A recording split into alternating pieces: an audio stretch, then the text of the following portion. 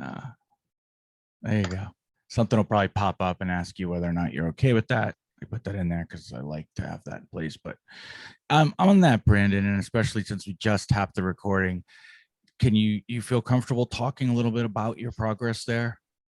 Like how far Absolutely. away we are, and I'll be clear Yep. that we're not going to use the Eden portal tools for this upcoming trial election because it's open to everybody, and so it'd Right. be pretty difficult for obviously non-Eden members because they wouldn't be able to use the tools. But I think the plan is for the following election at that point, right? Yeah.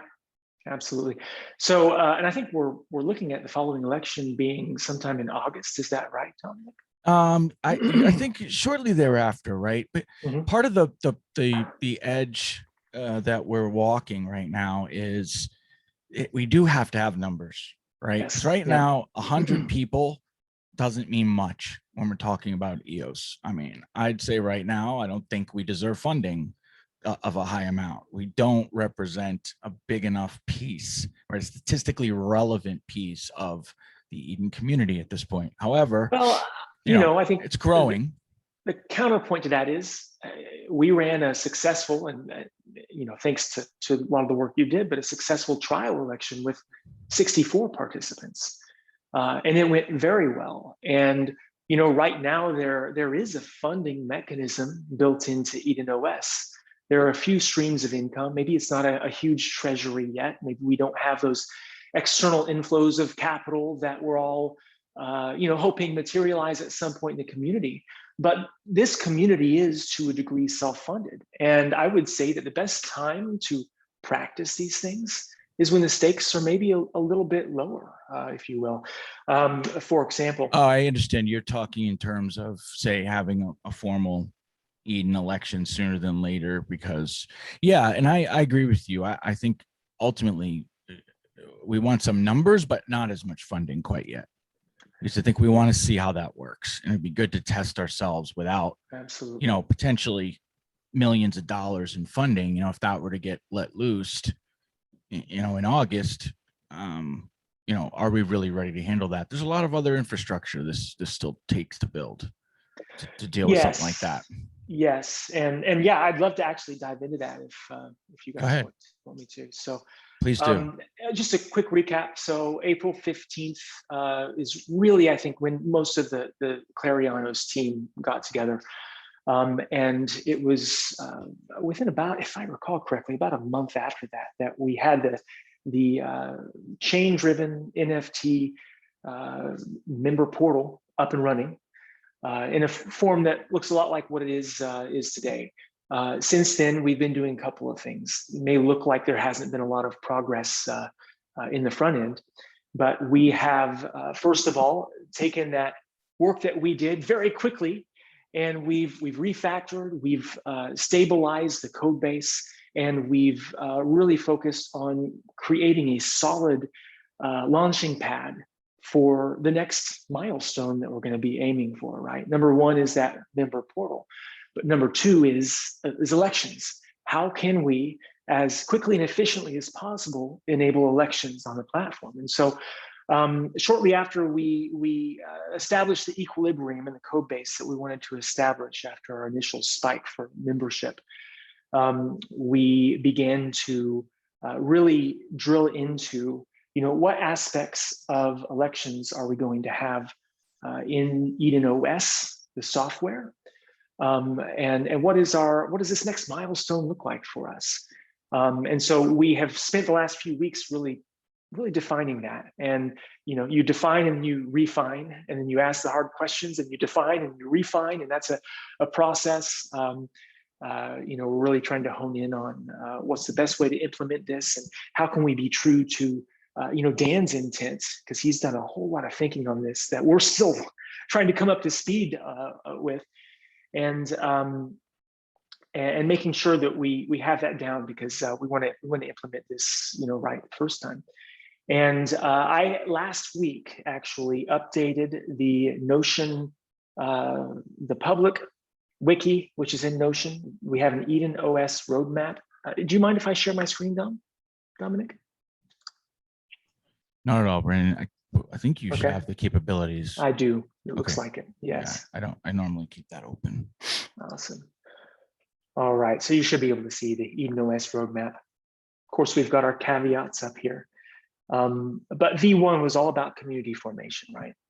And V2 is elections and funding. And this is the current milestone. And we have in here being estimated. We've actually defined the scope now. We've turned that scope into actionable stories in GitHub. We have a GitHub project for anybody that's interested, open to the public, where you can actually see everything that's in our backlog, the priority of how it's in the backlog, and our progress as we're implementing these things in just a Kanban style board with a few columns, right? Like to do, doing, and done. And I say being estimated, we haven't put a date on here yet, but we will be doing that shortly. I will say at a high level, we're aiming for August. Okay, we're aiming for some point in August, hopefully, before middle of August, so that if we need to run an election and we can run an election at that point, we'll certainly do it. But what does this entail? And we also have some wireframes that we're refining right now that we'll be making available so people can get a preview of that. We're going to have regularly scheduled semi-annual elections. So the first phase here is every 6 months, the contract will run these elections. And you'll be able to view the next scheduled election date and information in the portal.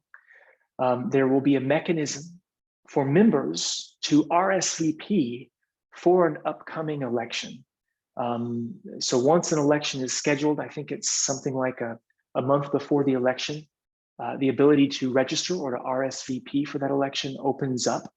This is all smart contract driven. And all members are asked to opt in or opt out of the election. We are looking at a small election fee. Of course, this is up for discussion, but currently we're thinking 2 EOS when you opt in or opt out in an upcoming election. Then about, I think it's a day or an hour, I need to jog my memory there, but shortly before the election starts, RSVP in our front end will be closed, okay? So you go in, you RSVP, and then that is snapshotted basically.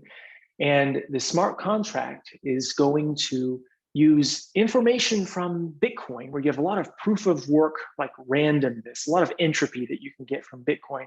To use information from Bitcoin to randomize all of the people who opted in and who are going to be participating in that election into the groups that will compose that first level in the election hierarchy, right?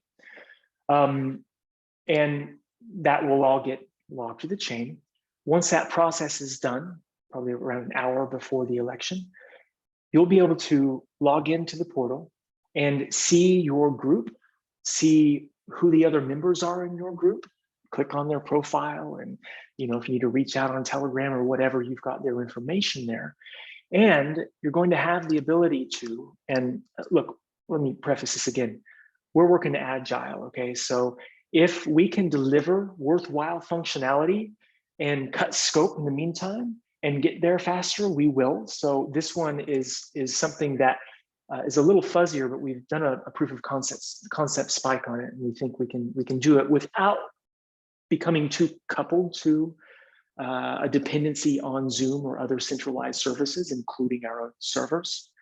But you see everybody in your group, and there's a join the Zoom call link right there. And the first person who goes in the group that goes to join that Zoom call, they're asked to sign in with Zoom. And then our system can use their user account to actually create, with the right configuration, a Zoom room for that group, okay? And at that point, everybody in the group is able to see that link and join that call. Now, there's some special things we're doing under the hood to encrypt that Zoom link, because it's actually going to go on the chain, and we don't want people coming by and Zoom bombing different, different breakout groups or whatever, because they saw the link on the chain. But we have a way to do that.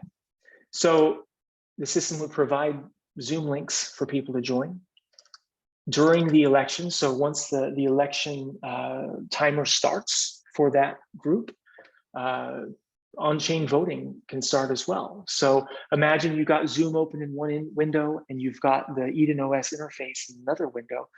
You can vote on the fly and see other people's votes. And these are all just smart contract actions, right? And change your vote until that time ends. At which point the contract is going to determine the winner.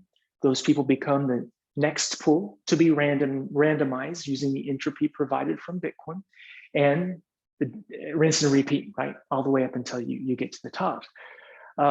So we're trying to basically automate in an independent way, a way that doesn't give us a bunch of external hard dependencies, okay, the election process. Now, before I go on from there,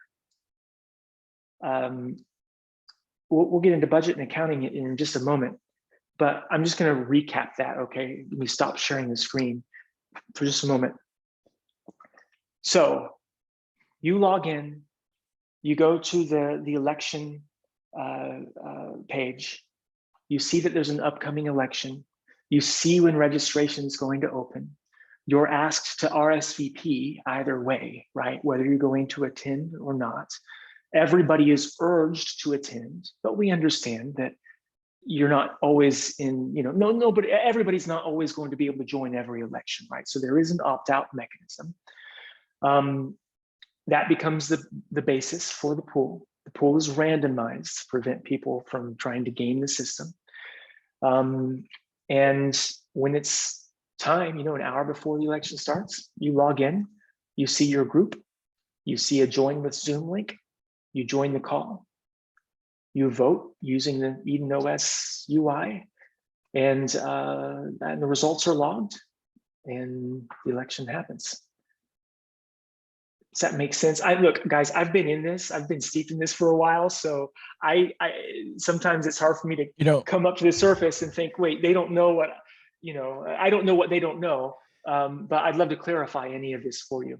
Yeah, I think this is great. Actually, Brandon, I don't know if you're free at 4 Eastern this week, but we're doing the podcast, and I think we're still looking for a guest. Chris, I think if you came on there, we could kind of get pointed with you and maybe go over some of this. Not that, obviously we're here, let's have some people ask some questions, but if you wanted to do that, I think that might be nice. Yeah, I'd be happy to. Okay. Cool. Any other questions about the elections before we go on to some cool things we're doing with budgets and accounting? Could there be any issues with the voting if there's an issue with obviously going for the UI? Is there potentially issues with, like, maybe if the wallet wasn't connecting or something, and the vote didn't go through or something like that? Yes. That's a really important point. So we are dealing with the delta between the reality that we want and the reality that we have. And we're having to prioritize the things that we have the most control over, balanced with what's going to give us the most bang for the buck right now. We do understand, right, that there can sometimes be challenges with these actions on chain. The good news is, okay, that we are mitigating some of these things by maybe like starting the ability to vote early on. And maybe we ask people to try their voting early on to make sure it's working right. But if it's not, you're going to have some time to try to work some of those more technical issues out that we don't have as much control over. Now, long term, we would love to join forces with some of the really great thinkers in the community. I have like a great deal of respect. I tell you this all the time, Aaron, but Aaron here in Gray Mass with the work that he's done with Anchor. And by the way, upping the limits for our smart contract on fuel, which is really improving the user experience all around. So a big shout out to Eric. But in the future, like we do want to help alleviate some of those concerns and the difficulties that can arise from running out of CPU or net. Right now, we're going to do our best to, in spite of those issues, deliver on the election experience. So it could have that when you're voting is you could still reach 2/3 as a group. I mean, unless you're right on the line, right? There's still a chance you can reach the consensus that you need. But just to get to that point, you will have had to exercise some transactions up to that point. So it's a wait and see, if you will.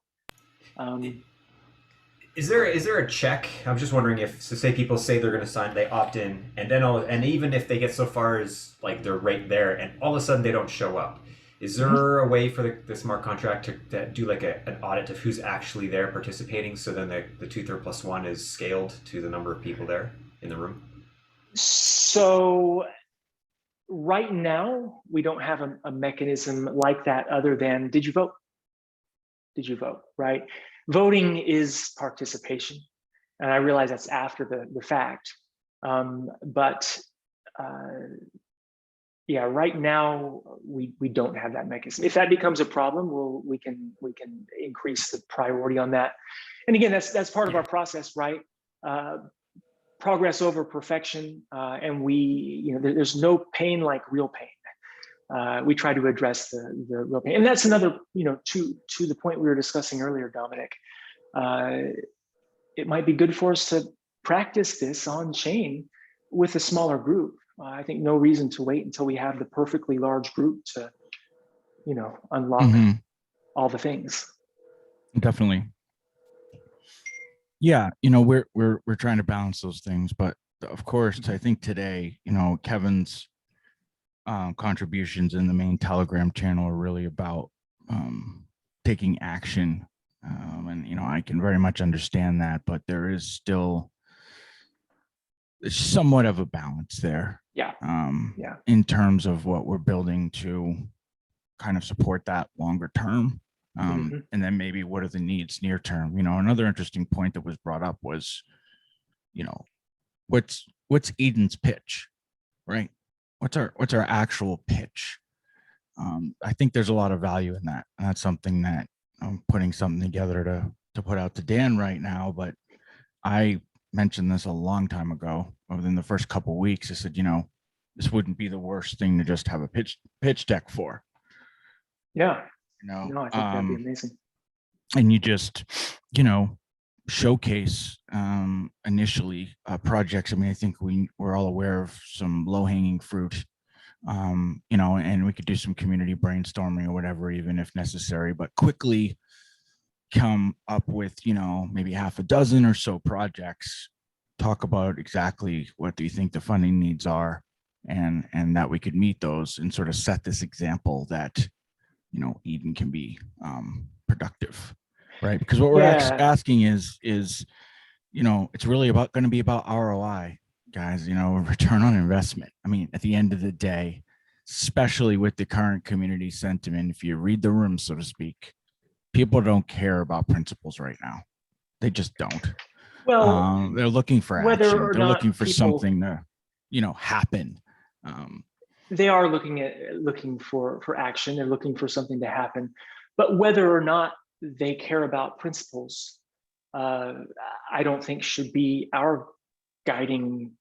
Our guiding principle ourselves. Like I think we can care. They don't care about ideology right now. They're not going to be sold on a dream.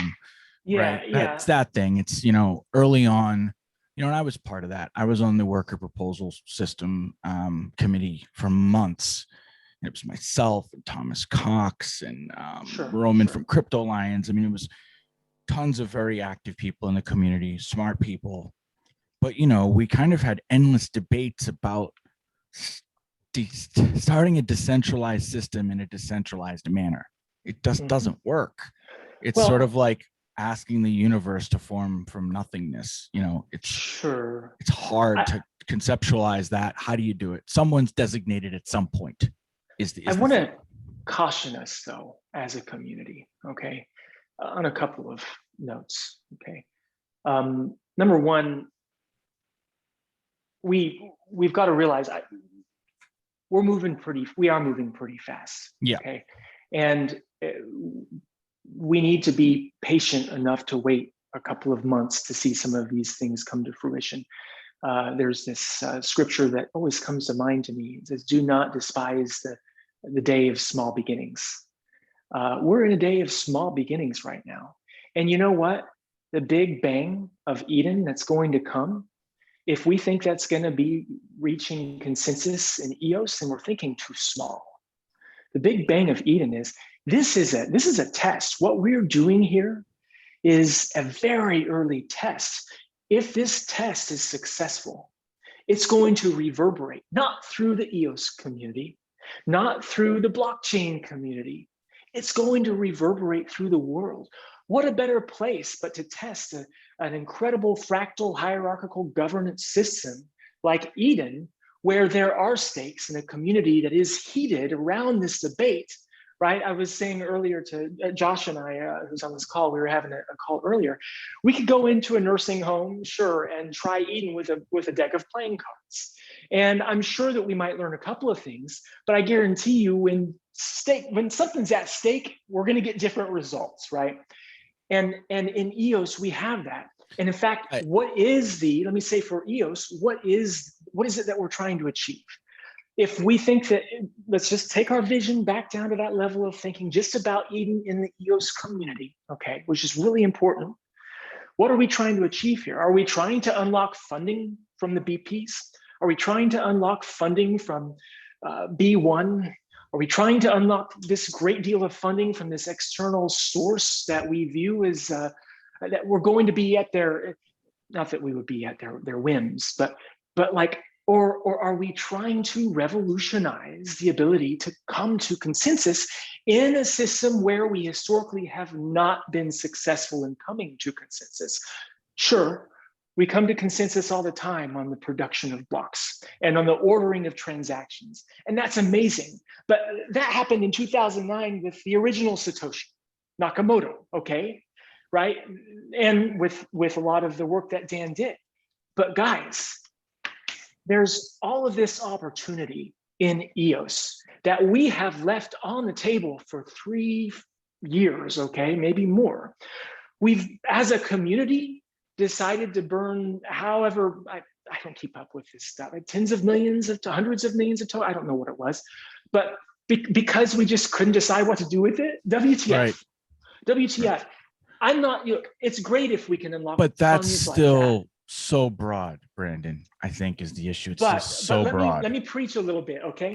I want to sign up for that though. Keep going. Yeah, I mean, you're preaching to the choir at this point, but hey, keep going. It's the choir. That's the yeah. That's okay. That's not the yeah. We have an opportunity to prove out something that could totally change the world, and which I believe will totally change EOS. And guys, I don't know about you, but I've played with some blockchains lately, and EOS blows them out of the water. I don't get why everybody's not already using EOS and hasn't caught up. I think it just takes a little bit of coordinated effort and an ability to come to consensus, and everything changes, okay? My point here is, do not despise the place of small beginnings. Tarry with us a little bit. We're going to talk about budget and accounting here in a moment and where we're going with that. But it is not a poor goal. It is not we're not thinking too small if we say that the value proposition of Eden maybe is the Eden community, maybe is each other.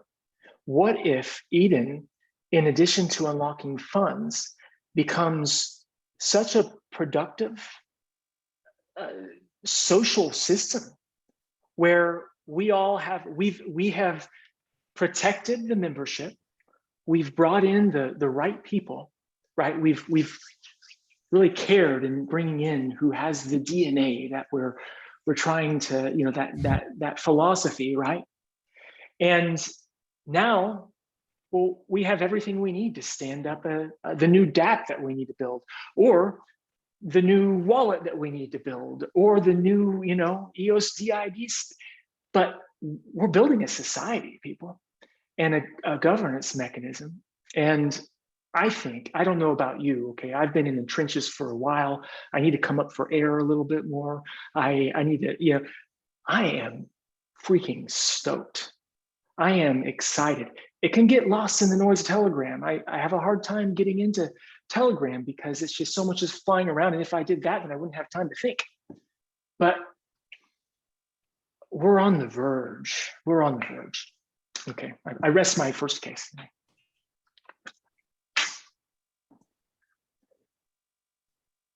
Budget and accounting, or Dominic, do you want to? No, sure. You go, I just okay.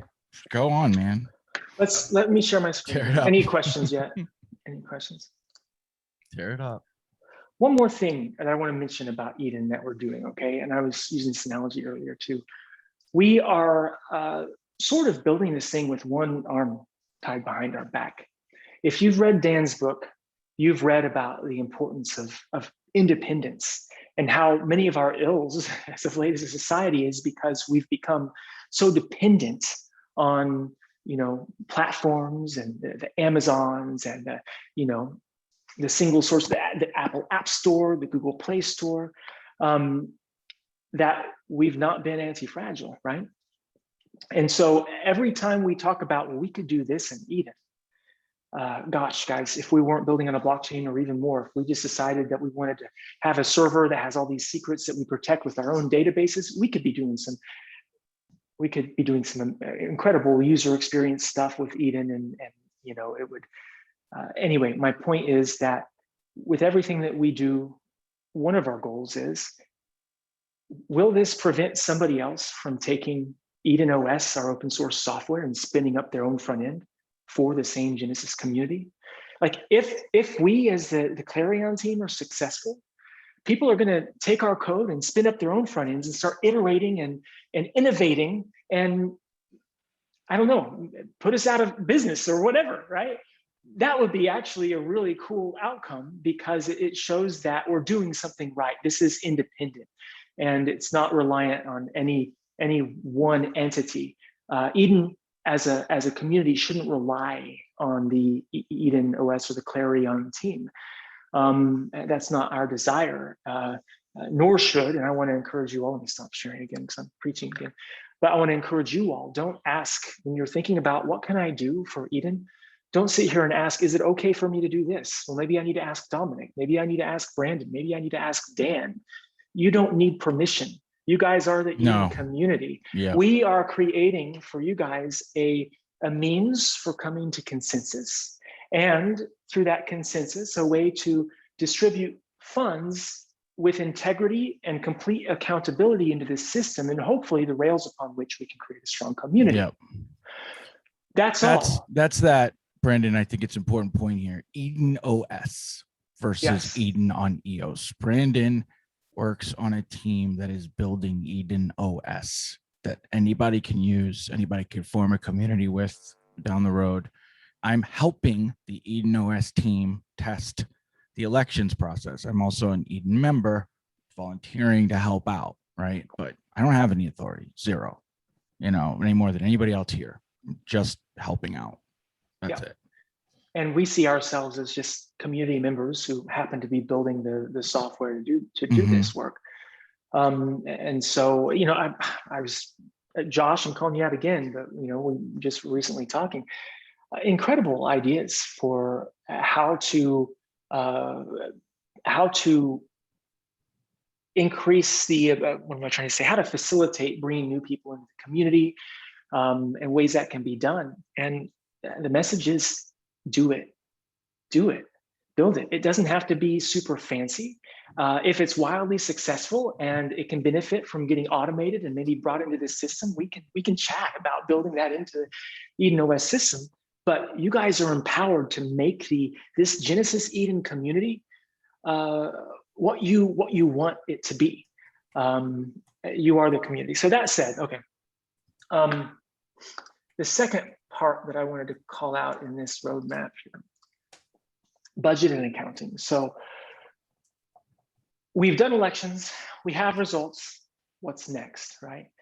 Right now, actually, we'll have this in pretty quickly. We're going to be listing the treasury amount on the homepage, but we're going to be working after that on a proper treasury page. And that page is going to show the community balance, the disbursement schedule to elected representation from the last election, and eventually allowing you to drill into that more. What we're thinking right now is, there's a bunch of ways we could slice up the funding and really complex algorithms by which we could do that. But I think the simplest and most elegant, and Dan suggested it, and it makes a lot of sense, is that every month, 5% of the active community chest is dispersed to the representation equally among the levels. So if you have that top level with one member, and then you have kind of that board level with a few members, and imagine you've got a management level or whatever, level 4. So all those levels, except for, of course, the first level, because they didn't win an election, okay? That 5% for that month is divided up into 4, and each layer gets a fourth of that. So the Satoshi, if we want to call it that, I know we're landing on language and it probably won't end up being that, but gets 1/4 of that 5% distribution. And then the board shares among themselves 1/4 in this case of that distribution, right? Of that 5%. And then the next level, I don't know maths, okay, 1/36 or whatever we'll say, of that slice, right? Of that fourth, etc. So 5% dispersed monthly. Remember, funds are continuing to come in through membership dues, election dues, right now NFT proceeds, auction proceeds, right? And then maybe eventually from some external sources, right? And so for as long as you are in that position of representation, you're getting that monthly disbursement. Now, in V03 Enhanced Elections and Accounting, there are means by which elections can be moved up to as soon as 30 days from the current date. So you may not end up serving your 6-month term. But the point is, transparent schedule. The smart contract automatically disperses those funds. And then representatives will have the ability to see the accounts that they represent receiving those dispersed funds, and will be able to claim funds from the funds that were earmarked to them by the smart contract. And then I say here, those funds transfer from the election representative account ledger, right, to their own personal Eden account ledger initially. Now, that's the initial disbursement of funds, our MVP for that. But at a high level, and I won't go into great detail in this right now, we can get into that later. And you'll be able to see, of course, your representative. So when you log in, you'll see, so-and-so is my representative and theirs is so-and-so, all the way up to, for lack of a better term right now, the Satoshi, okay? So those are some things that we're initially eyeing implementing. I will say that the work on the smart contract for all of this is well underway. In fact, it's at a place right now where we should be able to, this week, get that onto our testnet chain to be able to start writing our front-end code against it and exercising it, which is a big deal, right? That's a big part of the development process. So, and the front-end development on this is already underway. Okay, so things are happening as we speak. Now, where are we going with elections and accounting? The main thing I want to point out is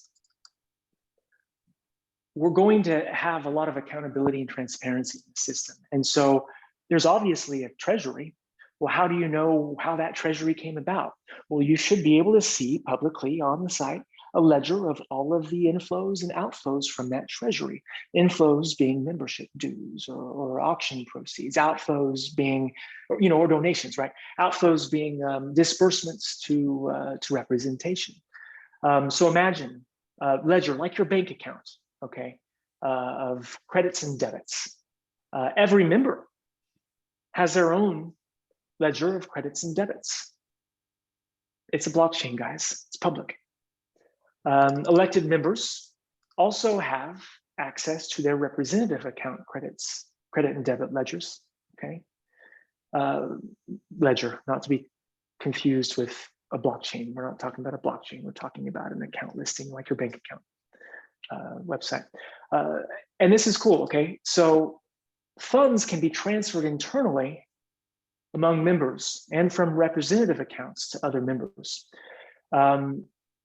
Imagine a scenario where we have such a rich, robust, I alluded to it earlier, community of people who are talented and who are willing to contribute. And I need, maybe I'm a representative at the board level and I'm building this so-and-so, as my platform.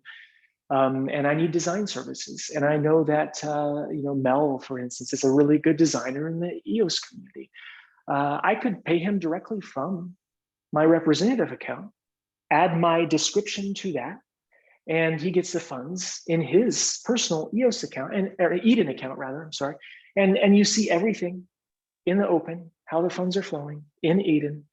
And we create a rich ecosystem and an incentive even to prefer the leveraging of our community, maybe other Eden communities on EOS, right? Before we just go out and look for somebody, out, some Ripple guy or something, or a fiat user, fiat shitcoin.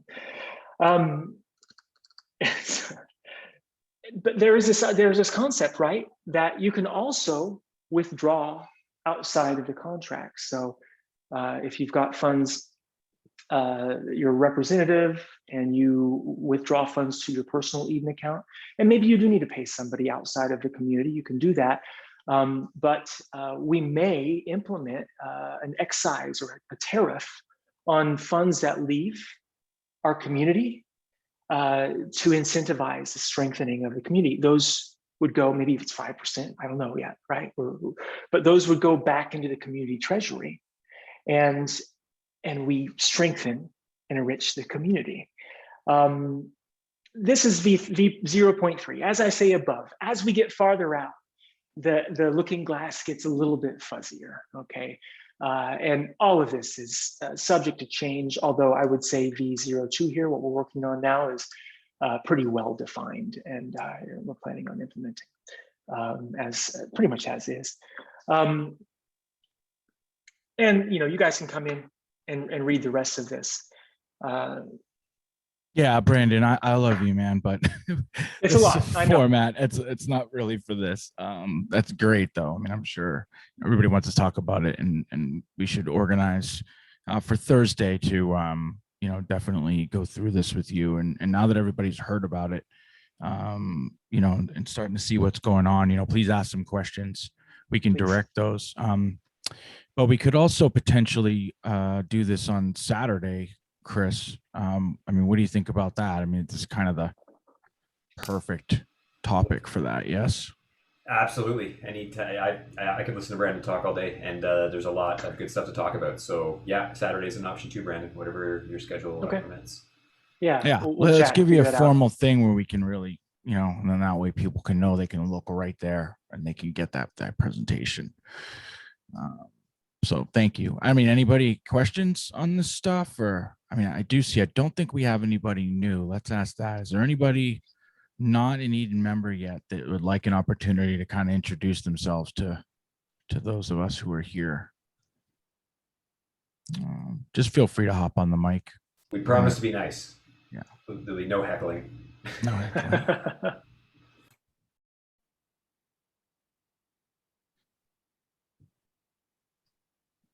All right. Looks like no. Well, you can always jump in later if you change your mind. Oh, we got somebody. Can you hear me? Can you hear me? Yes. Yeah. It's the Do best. us a favor, Sebastian, and come on camera, please. It's a kind of a big part of Eden. If you can't do that right now, then Oh, all right. Oh, it's not possible right now. okay. Well, then Sorry. talk is fine, but I just be, wanted to say be it's prepared to really do late this in the again book. sometime, is what I'm saying, if you can, I with will. camera. I just wanted to say something because Yeah, I was great. in the meeting as well, but this was 3 a.m. and now it's 1 a.m. over here. So I'm just kind of listening while being in bed. But yeah, just No wanted worries. to The floor is yours. Go ahead. It was just Germany initially, and yeah, have read his book. I've been working with the German community a lot. We also have a website called. I can post it in the chat. Yeah, we are sort of building the German community. Yeah, it's really late over here, so I just wanted to say, you know. It's a Okay, little bit thank you. difficult for me to hear some of that, but Yeah, I think Sebastian was mentioning that he's part of Telos Germany. That Excellent. was correct. Yeah, I post you something. Just hold on a second. It would be really nice to have a meeting at like 6 p.m. Central Europe time, because yeah, there are some other members who I know who want to join in this region, and kind of too late, but yeah. Right. Yeah.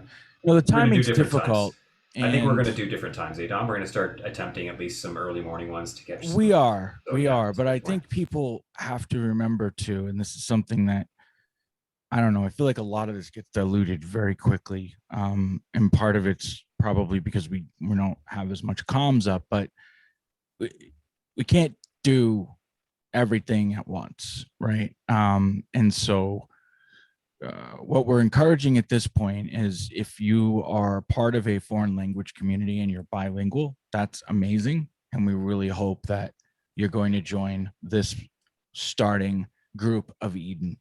And then the goal is that once we reach, initially it was somewhere around 5,000. It's not defined, but a substantial number. We would then have those individuals kind of break off, start native language communities, and that's how we'll kind of fractalize this, just based on the premise that Dan's primary language is English. I'm not sure he's bilingual. Mine's English. I speak a little French badly and a little Spanish, even worse. But Yeah. Okay. so that's just part of it, because we also know there's time zone issues, and so less than purely language sections, we also realize that the groups have to somewhat be organized by time zone, or we're going to have challenges. And so that's the idea. And then those groups would kind of elect ambassadors, if you will. It would be expected that the people in the leading positions, so we'll call it president for now, and then the board, that those groups would meet collectively at somewhat convenient times to discuss, say, broader macro policies that affect everybody. And that's how this kind of web forms. But with the resources and time and energy we have right now, the focus is on an English language section, simply because it's starting with Dan and that's his native language. But we haven't forgot about you at all. No, I didn't even join even yet. I just think it's really a nice project, and yeah. But because you're bilingual, right? We'd love to have you in this iteration of Eden. You'll learn all the systems, right? You'll understand everything that's going on, and then eventually, it would be folks like yourself that would split off and lead the new community, right? Right. If you wanted. I mean, you don't have to, but Right. Thanks. And I think maybe just this type of call, just this community building exercise, we need to maybe even next week we do this Monday one. We just do it at 9 in the morning.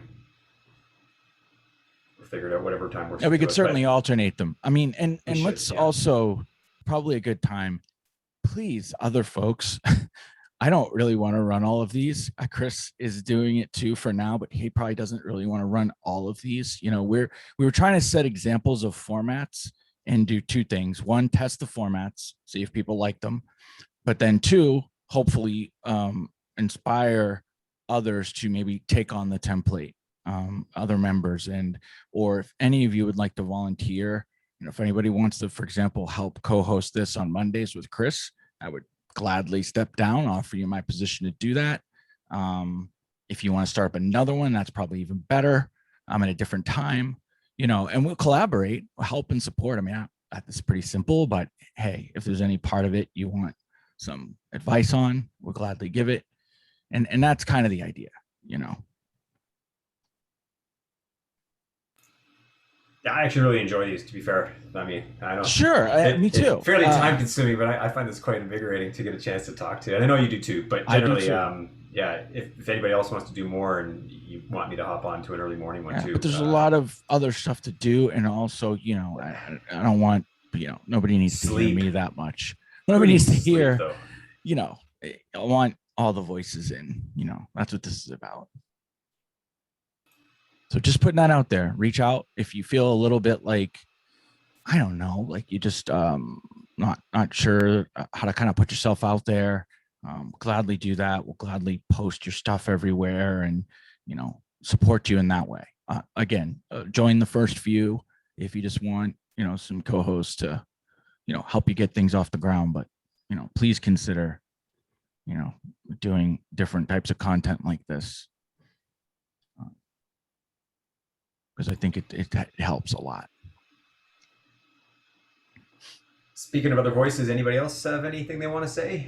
I know lots of familiar faces or pictures of faces. Or names. Hey, or, this is Ray. I got a quick question on the. Ray, do it up. Hey, what's up, Dom? Hey, did you guys, before I got on here, did you guys cover the topic of what was discussed earlier today with standing up the Eden BP? Was that covered? We did a little, but I think it's worth going back to that. Obviously, it was a pretty hot topic. And more posts about it in the Eden on EOS Telegram channel than we've had about just about anything else. You know, but yeah, Ray, good point. I mean, let's go with you. I mean, you were part of that discussion. What do you think? You know, the funny thing is I think we talked about this a while back, just very briefly, and I remember thinking at the time, wow, what a brilliant idea. That's a natural source of revenue. And then I remember talking to a couple of BPs about standing up, you know, I'm the green energy guy, right? So I was thinking about standing up a green energy block producer, right? So strictly focused on sort of branding around that and bringing it to the whole world of renewable energy. And then I started talking to some of the BPs, and they just told these horror stories about how hard it was to run it, and what a you know, sort of a lost leader in a way, and how they weren't making any money, and and they basically talked me out of it. So I'm wondering if anybody has any more of a positive take, because for me it seems like, imagine if you could get the whole voting block of B1 behind you, right? And then you could go out into the community and say get another, I don't know, 10, 20% of the vote. You might be able to maintain your BP in the top 21 and make a nice chunk of change for the Eden on EOS mission. So I'm positive on it. I think it's a great idea. Thanks. Yeah. I actually just got an offer from a group that has kind of developed an automated system to create block producer nodes, and they're quite efficient. And I think they're willing to do this for us for free to get it off the ground, the technical aspects, cloud instance with reasonable, you know, hardware requirements and, you know, decent performance. Would they charge us on the back end? Do they get a They get a commission, an ongoing. I think, frankly, they wouldn't mind advertising their services. I think if we kind of just Okay. let it be known who they were and that Okay. they were doing it, and that because they spin up nodes for people on different networks. I have them running Gotcha. a node for me on another chain. Okay. You know, they're trying to kind of productize. They have a dashboard that they've developed, you know, to make it easy to kind of monitor your stuff. And so, you know, they've created some levels of efficiency. I think they cut their costs. And I think they'd be willing to do it at a kind of a bare bones cost from us. Like we pay a very kind of minimal base fee to just cover essentially like the cloud servers and stuff that are costs to them. But I'm trying to find out more. So, you know, there's people out there already hearing about this thing kind of, so that's probably a good sign. Can we get them to join Eden? So we start just, I like everything. Oh, Brandon was they're saying about coming. This Yeah. internal network. I we just get to haven't build. gotten them in yet, but definitely Eden Right Eden on. members soon. I got to do my next round. I have half a dozen people. That's so brilliant. I must say, like when when you said that, Brandon, about how we can try to keep all this EOS within and pay a tariff, that is awesome because it just drives more people to want to be here. And if you Yeah. are here and you like, I don't code, but I can do something that's at least useful, put your name on the list so someone else might be able to leverage that for whatever they're doing. It's awesome. Mhm. Right. Yeah. Yeah, it's pretty cool. Well, I think we want to be enriching, you know, the community as best we can, right? I mean, it's certainly part of this. And then ultimately the voting pool as well. So those two pieces together, discussion that I guess Chris was having with Kevin, those two things together could be a phenomenal duopoly, you know, get that going. Mm. I like that. I wonder if maybe Brandon, in your next meeting with Dan, do you want to just bounce those ideas off him and see what he thinks? And Yeah. because if We're he, already if starting to bring him to his attention. okay, We've already reached out to him there. So because just not that we need anything from him other than sort of you know, just the tacit approval that it's a good idea and a long-term strategic move, that sort of thing. Yeah. And then if And- that happens, and then yeah, or I guess Dom, you could do the same, but Oh no. Yeah. Brandon's just to Alright. find out if he thinks it's a good idea, and then away we go, start to make it happen. yeah, I mean, I think it's going to be a recurring topic for the community in the coming week, and it'll certainly be something we discuss with Dan as well. So, Okay, good. Cool. Yeah. I think Brandon, you said you have to go. yep, I do. Thank you, sir. We'll Good be in seeing you touch guys. Alright. to get you back on to talk through some of the stuff because it's really exciting stuff, and I think we should capture it for everybody. It helps them understand the depth and breadth and scope of the tools, but they also speak to the capabilities at some level of what this is. So it kind of does Yeah. two things. Cool. I'm looking forward to it, guys. All right. See you All all. right, Thank you. Thanks, Brandon. See ya. Anyone else? All right. The Go BP ahead. topic, I have very mixed feelings about this idea of Eden having a BP of its own. I mean, I've been a block producer now for probably 6 or 7 years, and I don't know if you're going to get the value you want out of it. I think that it looks like a great idea at face value, but there's going to be a lot to it, and it's going to cost you more than you think it will. I mean, this isn't something you just spin up and you let run. This is something that you have to actively maintain and be involved with security discussions and technical discussions. And like the value that BPs add it goes beyond just running a node that someone else deployed for you. Right. You'll need the proper staff, and those staff are going to need to be paid. The infrastructure will need to be paid for. It's not just a single server. I mean, if you want to run sufficient APIs for the community, that's another additional cost. Well, And- most people don't run APIs, right? Sadly, I yeah. know. But I mean, if you want to do it right, at least right in my subjective opinion, it's going to eat most of the block producer rewards and add very little back into Eden itself. So ultimately, it might end up being a distraction. Sure. there's so much else to do, as this has come up on the call a couple times, that realistically, the decision will have to be made is if it is actually worth it to actively engage as a real BP. Yeah. Is there a way to economize that though? Like taking, say, like yourselves at Great Mass, like since you already have staff who do all this already, is there a way that there's an economy of scale where you ran 2 BPs kind of, but maybe different Right. It goes hardware? against the idea of decentralization of block producers. I mean, Yeah. we're Well, all but it supposed to wouldn't be be. independent.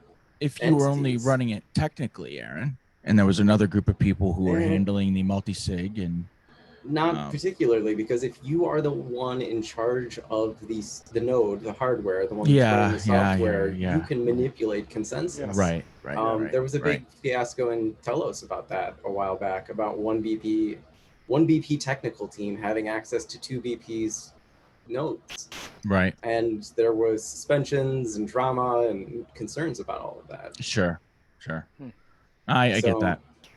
Like as a BP, an actual block producing BP, regardless of MSIGs, you have some powers that need to be respected and siloed by individual organizations.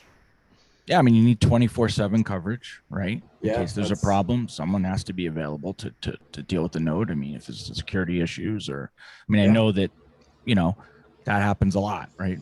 We ran an entire chain and, when stuff comes up, it comes up. And so you're right. I mean, it's not going to be free. Yeah, that's probably the biggest cost too, is those people 24/7 to be able to cover that kind of stuff. Yeah.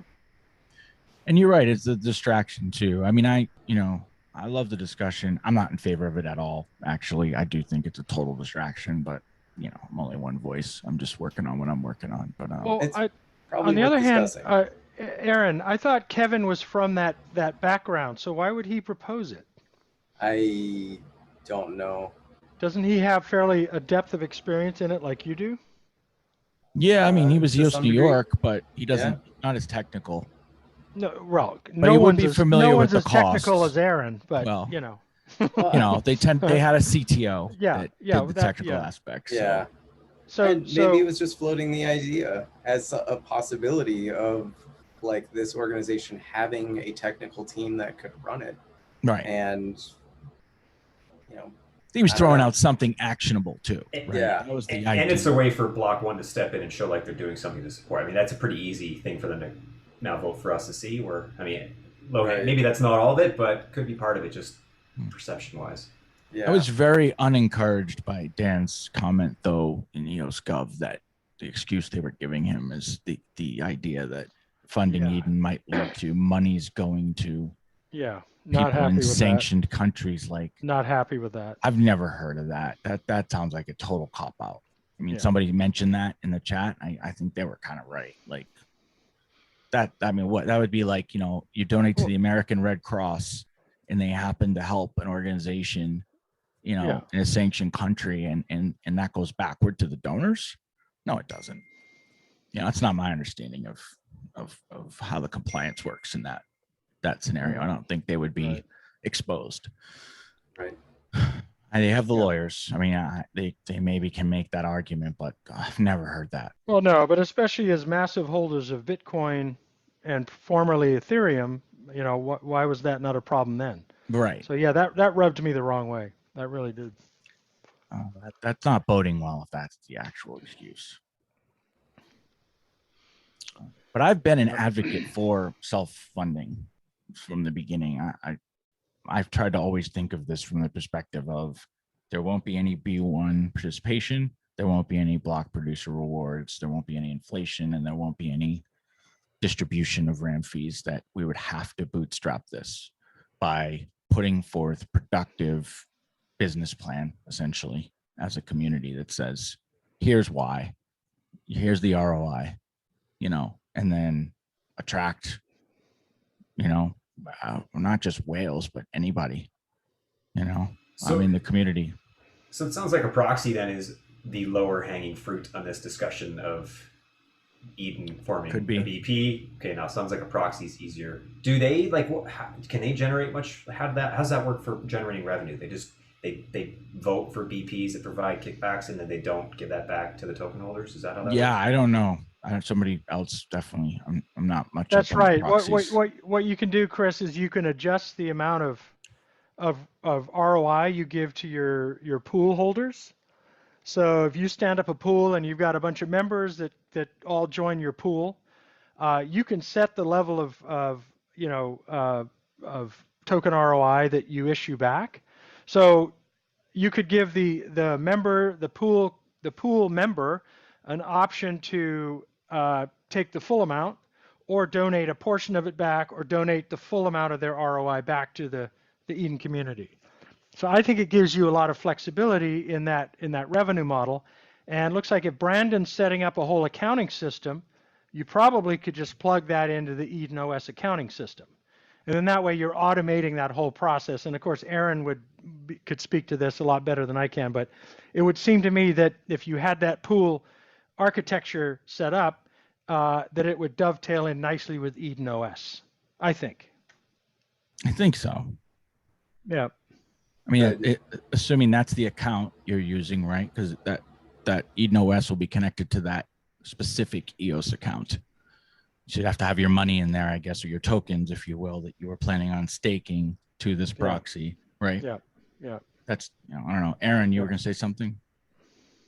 Yeah, I think that the earnings that it could potentially generate are probably far less than membership fees. I don't think proxy is going to be at all a meaningful source of revenue, but I mean, if the approach is every little bit counts, then maybe it's worth setting up. That is more of a fire and forget operation. And I guess to talk level of funding in general, one other point I was going to add about being a BP with Eden is that I don't think the likelihood of an Eden BP reaching the top 21 is likely. I mean, maybe this is my bias coming from an organization that has created a lot of value and has not been in the top 21 for years. I don't see value getting any block producer into the top 21 in the current state of things. Like, the block 1 vote is probably attainable through a system, like if it is all kosher and set up properly. But beyond that, there's not that many community votes left. I mean, I think we, as Greymass, we probably have the most community votes out of any BP at this point remaining. I don't even know the numbers. I can't even speak to them, but it would be hard to get a meaningful amount from community votes to prop that up with the block 1 vote to reach the top 21. Well, I'll tell you what you do, Aaron. Just bide your time, because here's the deal. They just kicked out all the Bitcoin guys out of China. So as soon as the government gets a hold of EOS and says, you can't do it here, boop, out they go. And where's everyone going to go? We're all going to sign up with Greymass. So there you go. Which I've voted for you since 2018, by the way. It is appreciated. It's these voices that have made us continuing possible. But I think most of those BPs would just continue to operate outside of China. It's not that hard to move an EOS operation. It's a lot harder to move a Bitcoin operation because you have thousands of machines. Whereas, you can just rent a couple dedicated servers somewhere and move your EOS operation in an hour. So it's worth thinking about the upbit vote in this regard. That's hopeful. Considering that the Korean Token Holders Association has been formed and they're kind of angling to get upbit to vote with them. And if that happens, that will completely change everything. And so there are kind of interesting curveballs that are possible in that regard. I mean, I think to a certain degree, it also depends on how hard Block 1 were to market this on behalf of, now obviously not now, they're in this quiet period, but let's say they launch their first product and they're able to actually talk, and yeah, that's a sore point, I know. Brandon's laughing. That's a sore point. But let's just say they start engaging with the community again. If they marketed this hard, they could then support an Eden BP, and while they're at it, let's support the Greymass BP. But maybe more of that can start happening once we get everything kind of spooled up. Anyway, I guess that's a subject for future discussion.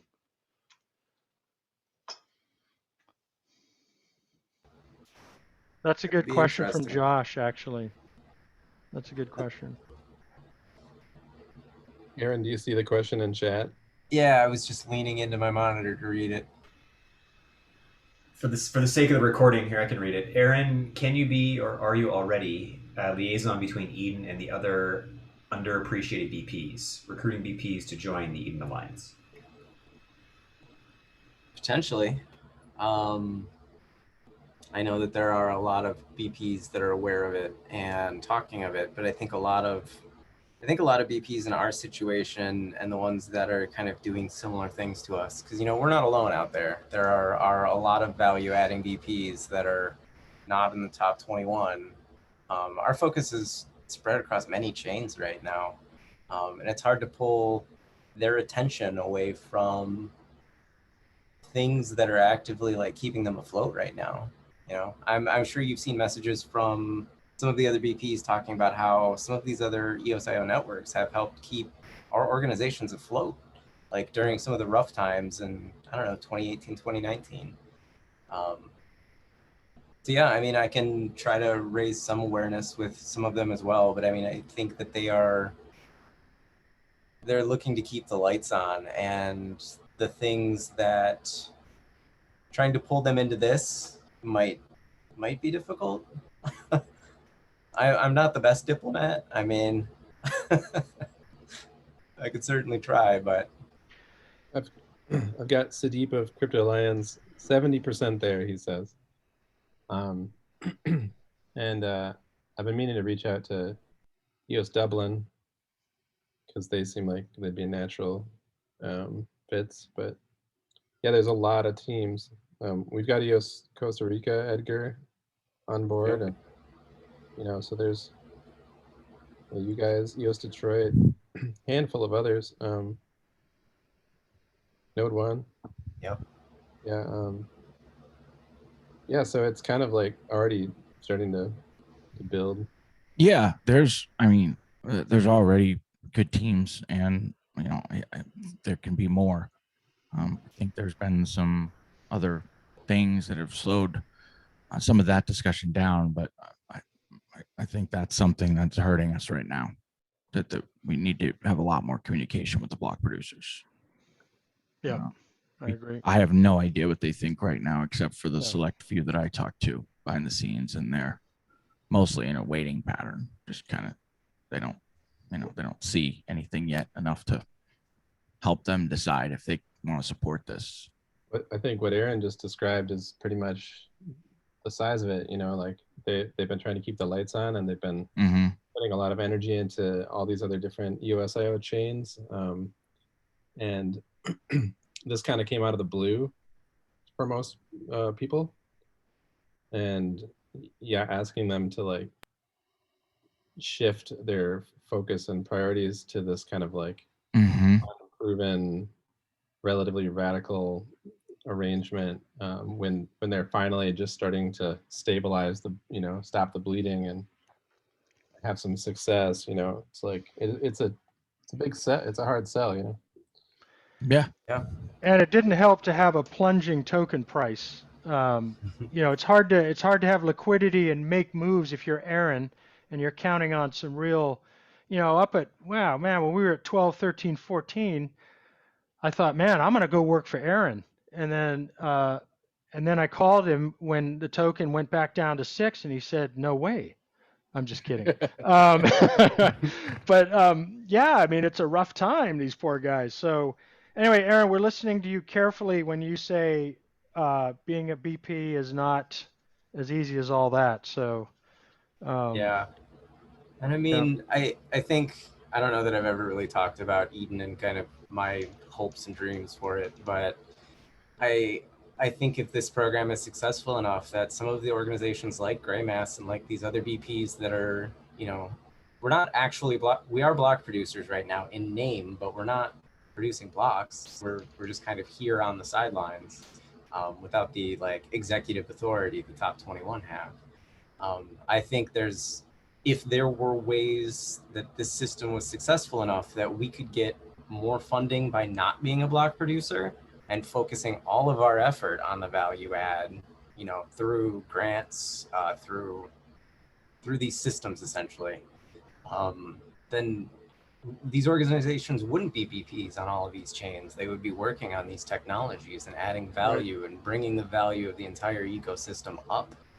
Right. So, I mean, I have said this before in chat, but in various Telegram chats, that, you know, Greymass doesn't always have to be a VP. If we can find a better way to govern the blockchain and have other organizations involved, like, we'd be better off if we had a dozen small block ones that are all working on various small portions of the Right. technology together in unison than Precisely. our current scenario where, you know, we are a block producer. We're doing all the block producer duties, which eats into our operating capital, and then taking the leftovers, the table scraps, and putting them towards what we think is actually important.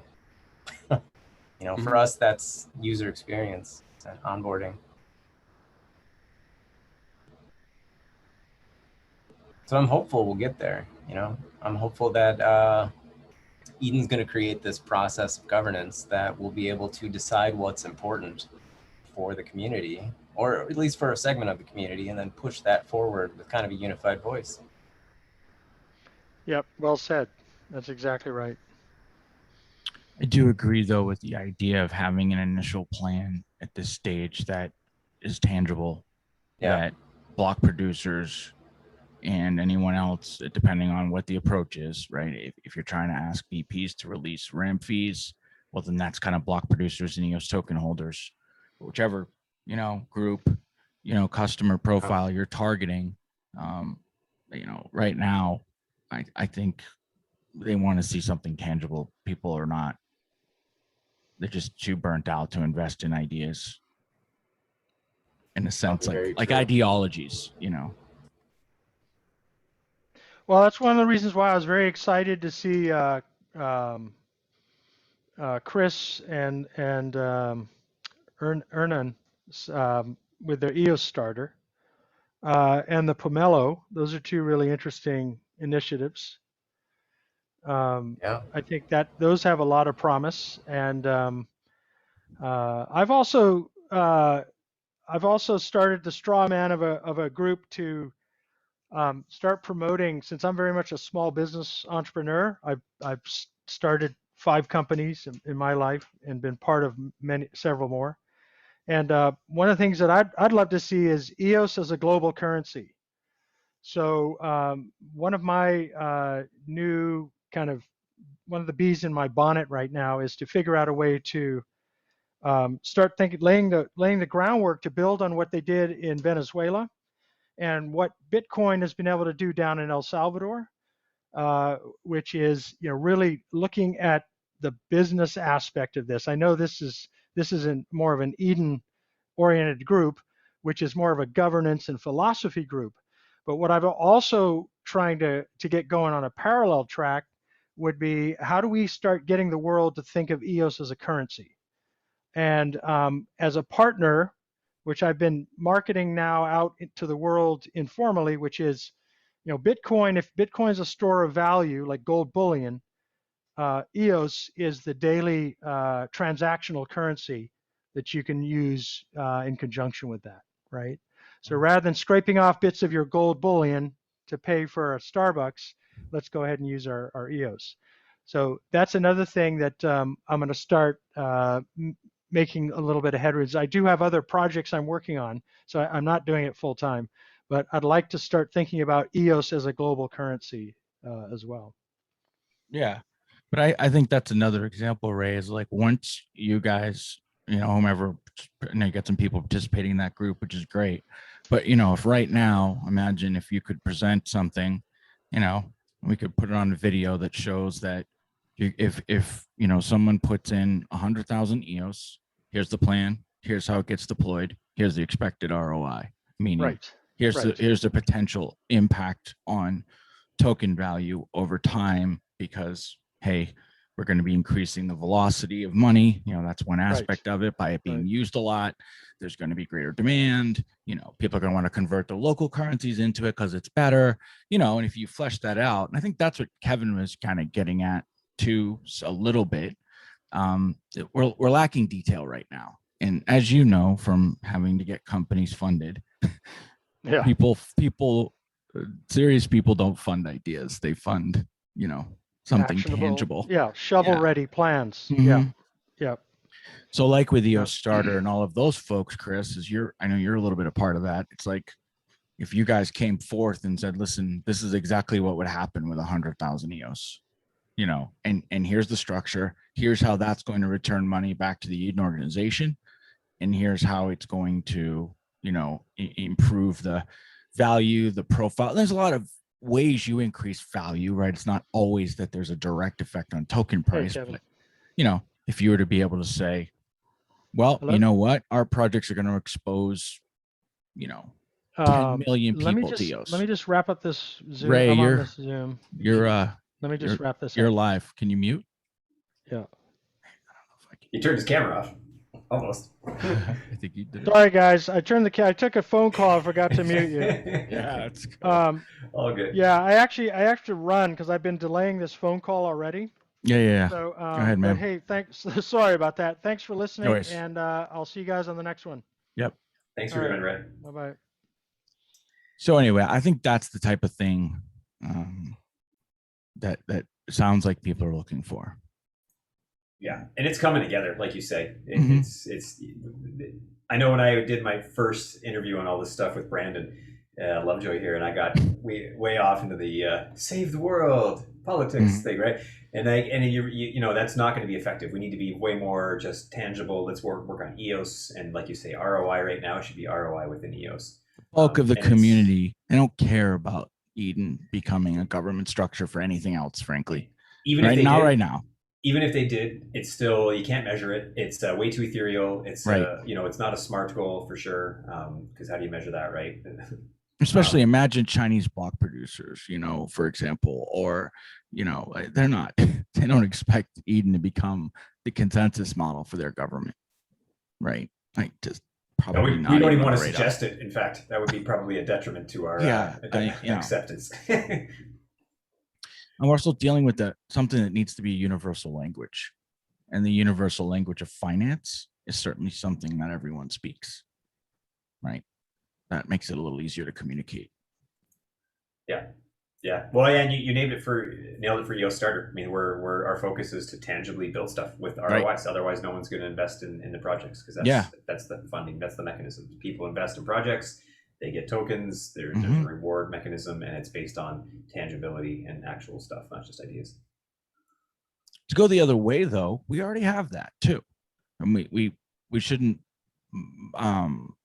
be too gun shy about the fact that you got elected. This was even just a trial election, right? A practice, but with some live ammo, if you will, and you put it into EOS Power Up, and it's doing something, right? I mean, this is a good thing. Is it not successful?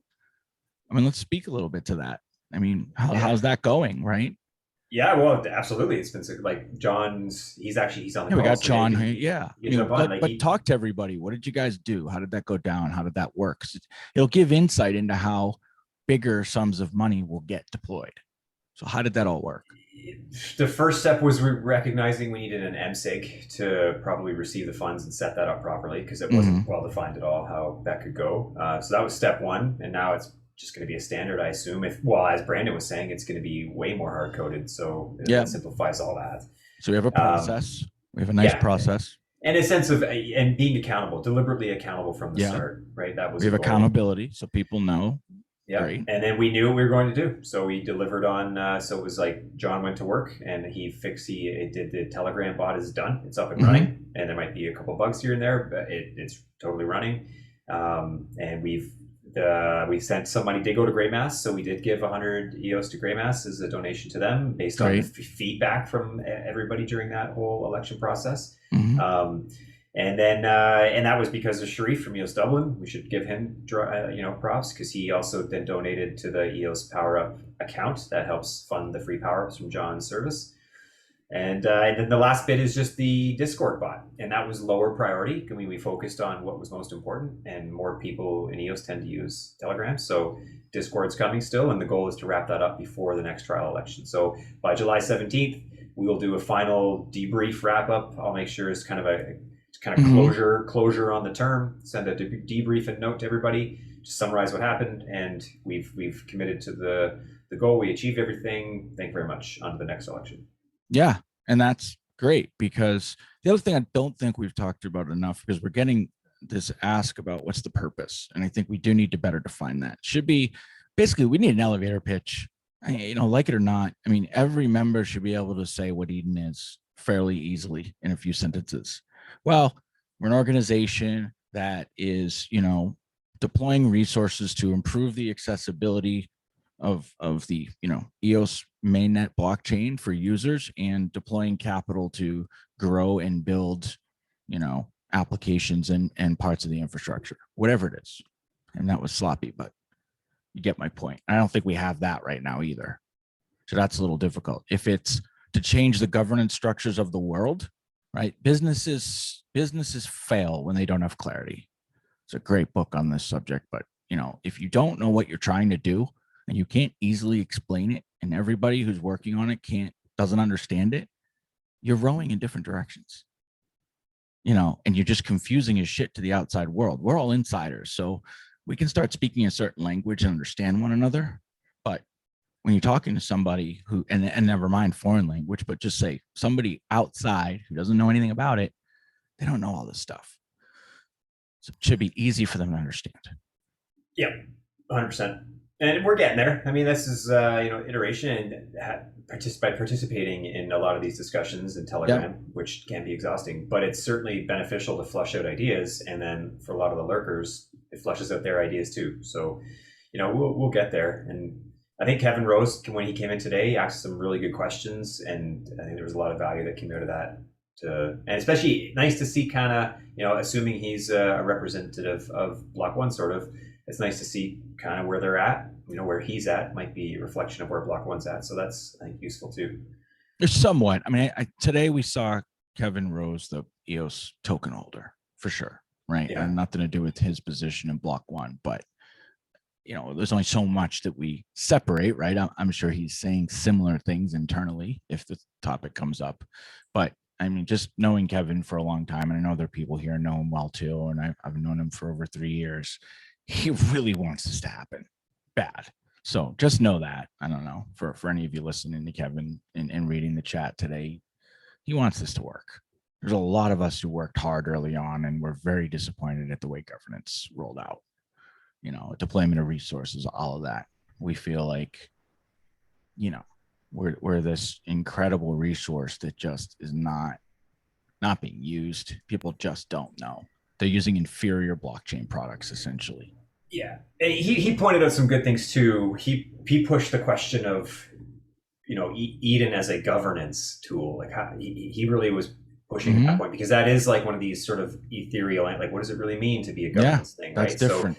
So he pushed that well, and I think that's important, because the fundamental purpose of Eden isn't to be a governance layer. It's to allocate community funds and to trusted individuals so that they can go work for the benefit of the community. I mean, that's essentially it.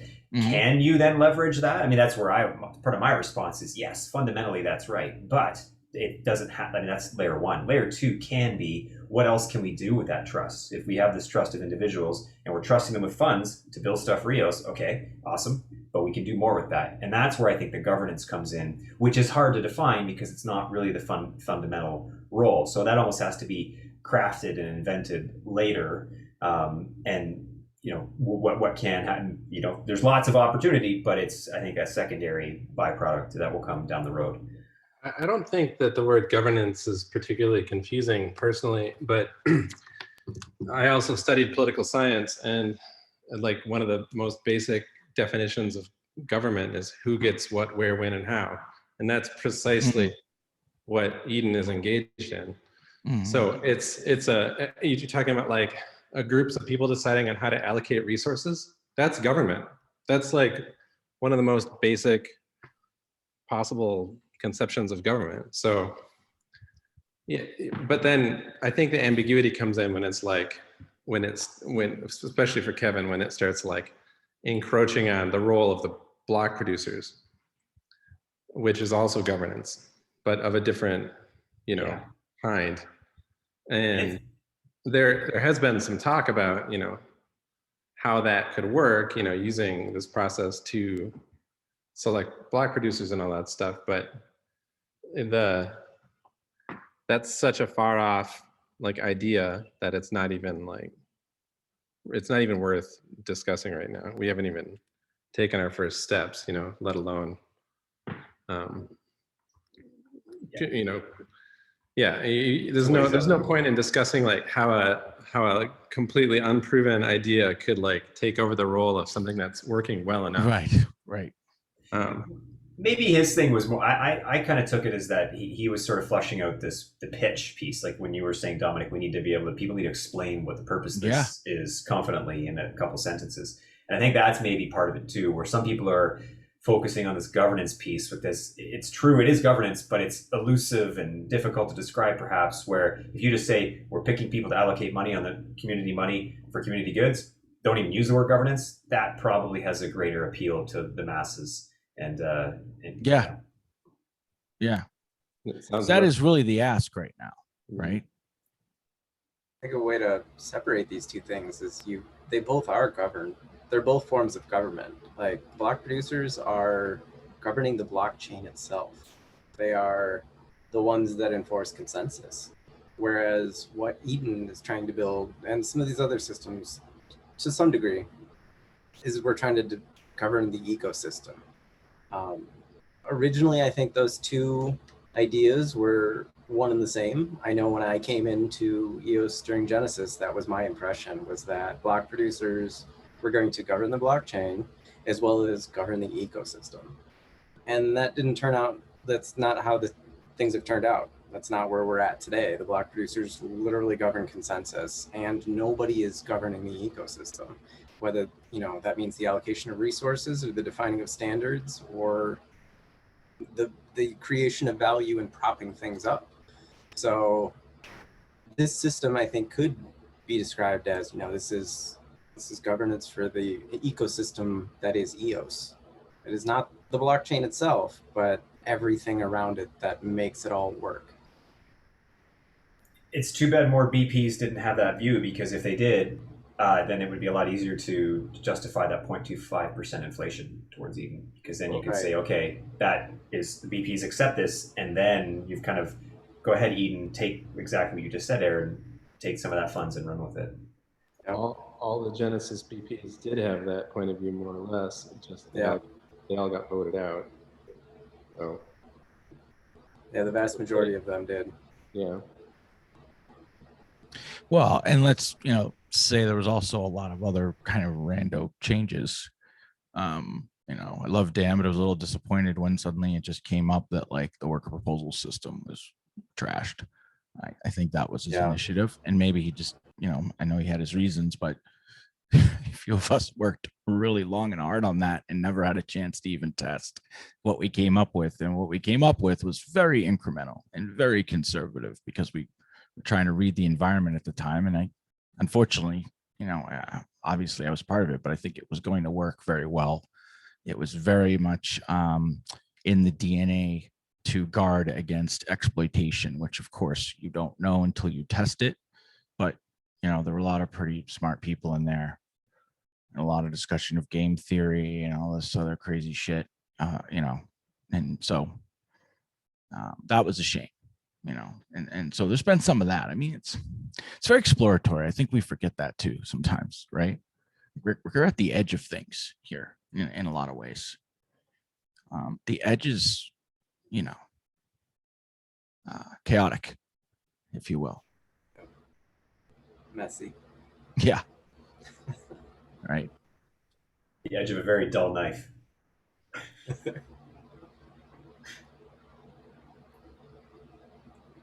Yeah, that's one of the things I feel like I constantly have to remind people, especially like, with social blockchain stuff like Steem or Hive, It's like none of this has been done before, ever.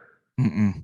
This is just completely bleeding edge stuff, and yeah, people have these wild expectations that all the problems are going to get just kind of solved right away, and we're going to have these like glittery apps that do everything for you, and it's like, I don't think you understand it or can appreciate like what's going on behind the scenes to make this happen, but it's not trivial, like at Mm-mm. all. And but you know, people just don't. Yeah, like we're like the days of the internet before, you know, HTTP. Yeah, we're in the early Usenet groups, Yeah, and you know, and people apply standards of established industries all the time. That's the one thing that just totally chaps my ass. I have to admit, it's like, well, you know, they do it this way in you know, telecommunications. It's like, yeah, okay, it's 80 years old. You know, of course they do it great there. Like what are you talking about? You know, this is a literally decentralized communities globally interacting, you know, and arriving at consensus. It's a wonder we get anything done. It's a And, like, miracle. It's you know, everybody deserves at least a little bit of credit for participating in this at all.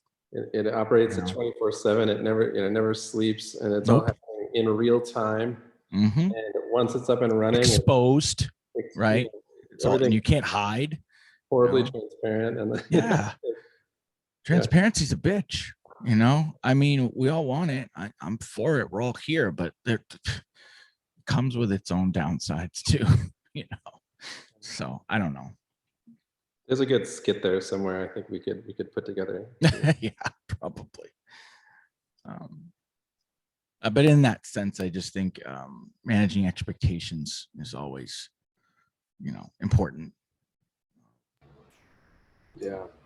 And I mean, a lot of that to me even came up as Ray started talking about the, you know, currency adoption aspects of EOS. It's like, that's a good end goal, but we have so much technology we still need to create to make that happen, to make that possible, you know? How many wallets do we have operating on how many protocols that don't work with each other? And we have resources on top of that, and account creation and all the UX and onboarding that comes alongside of that. That we need an organization to help lead that, to make those initiatives possible, to make EOS as a currency, the initiative, possible. Yeah. And you think about it technically, and I go from a compliance perspective. How the hell are you going to make all that happen? Yep. How are you going to handle identity? How, you know, I mean, yeah, there's multiple angles. Yeah, there's a lot to be worked on, a lot of work to be done. Mm-hmm. Do you guys think that that's kind of like that should be like the tip of the spear as far as development goes, like onboarding, usability? Like, is there like pretty much nowhere else to really begin at this point? Or what do you think? I personally think that's where we need to start. And that's Yeah, where I we've agree. been focused. So, Because how do you build apps without that, right? Yeah. Seems intuitively obvious. You need the people to use it first. Yeah, well, otherwise, what are you building it for? Yeah, or just, you know, you build this killer app and you go to somebody and they've got to go through the current steps we have outlined at eoscommunity.org, which I think we did a pretty good job on that, but it's still a pretty elaborate process. So, Yeah. So Aaron, you're the subject matter expert here on that particular issue. Like, how far away are we from, like, you know, I don't know who it was talking about, you know, well, I mean, Ray was talking about it. Maybe he tweeted about it earlier too, like talking about building on the success of Bitcoin being adopted in El Salvador. And, you know, we already see Venezuela's just killing it with EOS usage, but, you know, they're plucky and they don't give a shit how easy something is. As long as it has certain advantages, they're going to figure it out, you know? And you'll find that in emerging markets where people like have currency problems, they're like willing to take extra steps to, sure, because it's worth it, you know. Yeah, there's pain in the other direction. There's pain, and so pain the great motivator. But yeah, what would you say like is the, you know, what's the secret sauce for like how we can, like, do we start with like a single, I mean, can Anchor become like this like stripped down like stupid, easy like onboarding tool that anyone can use in any country? Like, what's the approach?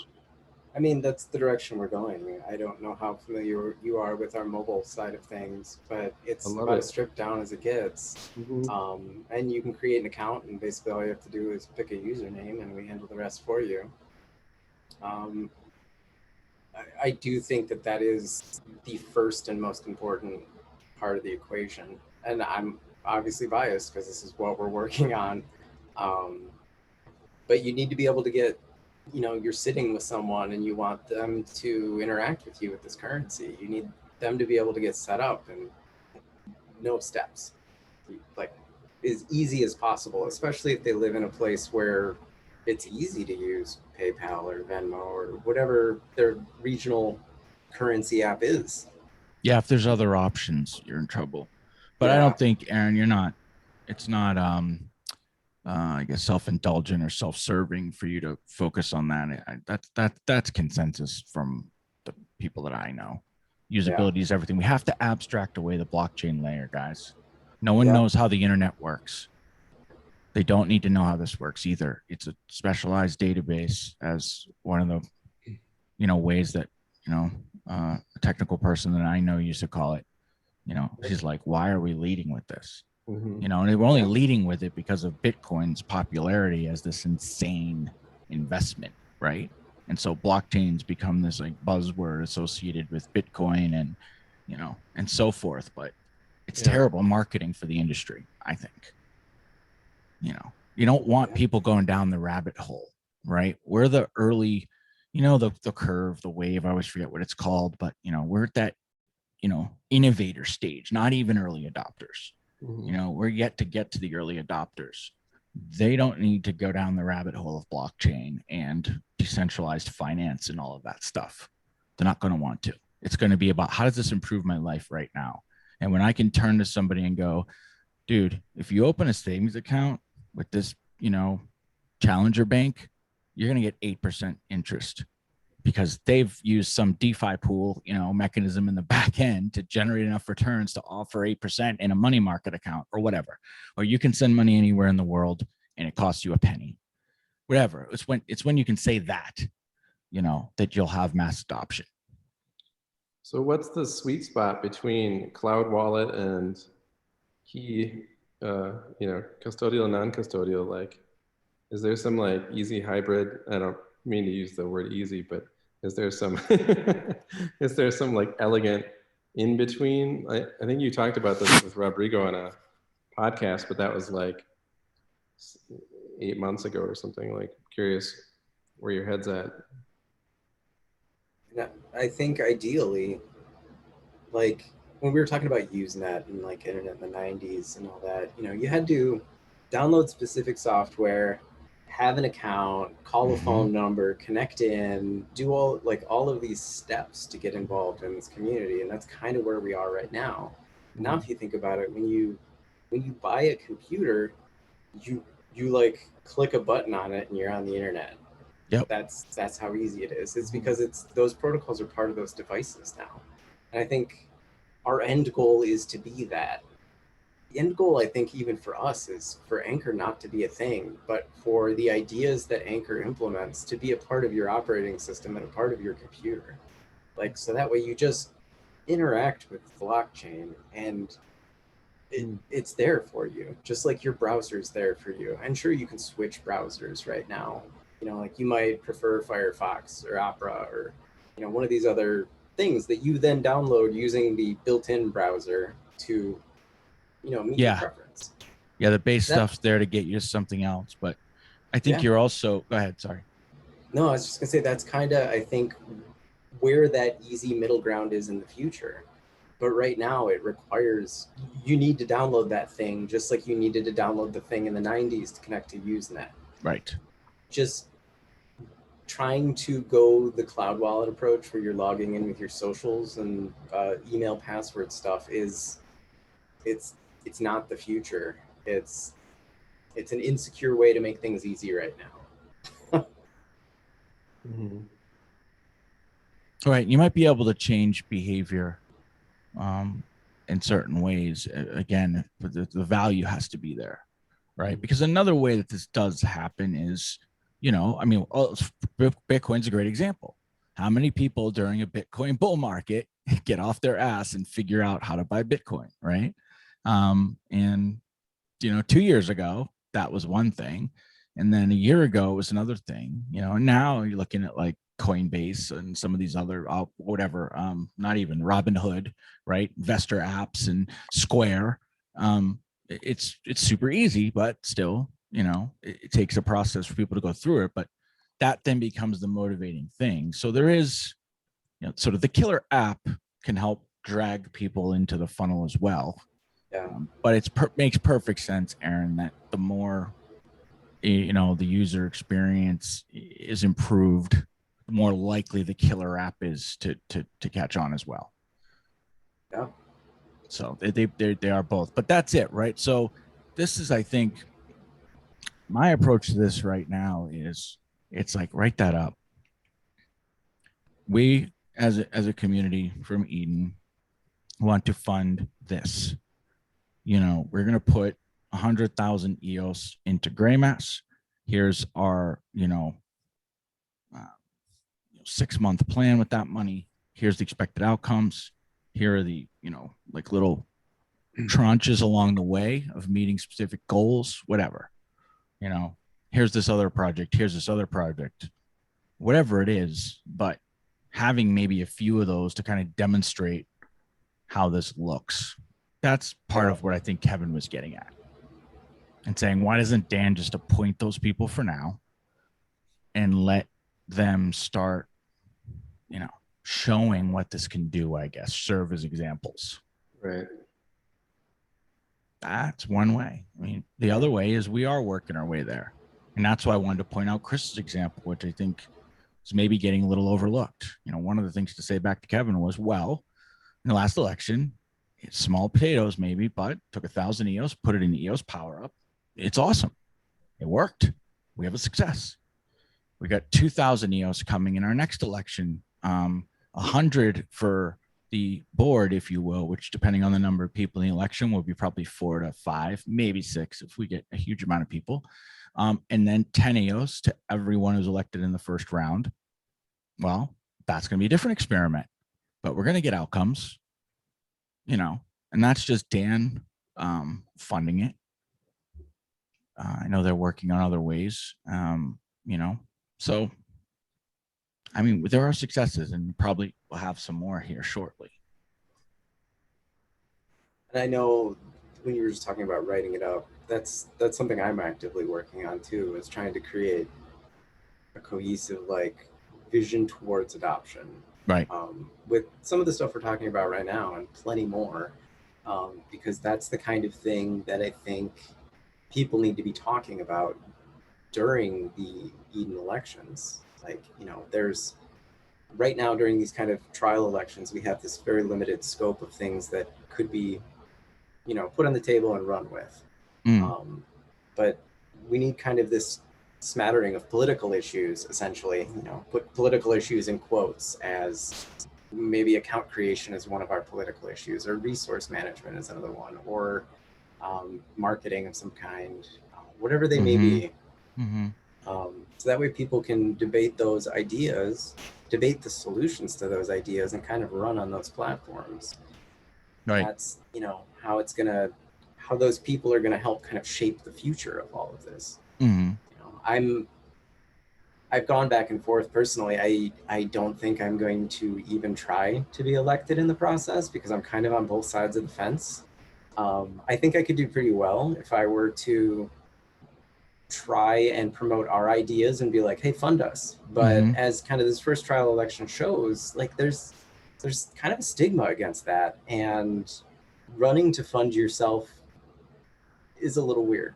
Yeah, I think that's going to be almost impossible, but unfortunate. Because I had someone say that to me, like, "Oh, you're doing all this stuff, and and and you should be getting paid." I'm like, "Yeah, okay, whatever." Like, well, that's perfect. You should run on that next election. I'm like, that's going to go over like a fart in church. Hi, I'm Dominic. I've been doing a bunch of stuff. You see me all the time. I talk too much, but you know, I've been building some stuff and, you know, working on elections, and I want you to pay me, you know, 10,000 EOS so I can work for the next whatever. I don't People know. are going to be like, nah. Yeah. So I hear what you guys are saying, but I kind of disagree. I think that like, well, Aaron, you're in a very special category that there aren't many people that fit that particular that that's can true. check that box. You know, like I think in your case you could get elected, and the reason that you could get elected is because you have a working product and like an excellent reputation. Mhm. And you're a Genesis BP operator that has been around, you know, in the trenches forever. So it's kind of like you're in a very unusual position. You've earned it, you know. Not a lot of other people could probably pull that off, but you actually could, I think. And Probably.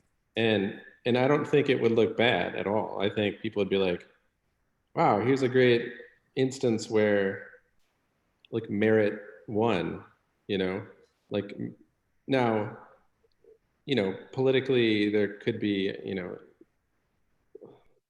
it may be that we need to differentiate like from like the issues that we want to fund and the people that are going to like execute on the that we all kind of know, like you know, would be executing on a lot of the development around, you know, wallet development, onboarding type technical hurdles that need to be overcome.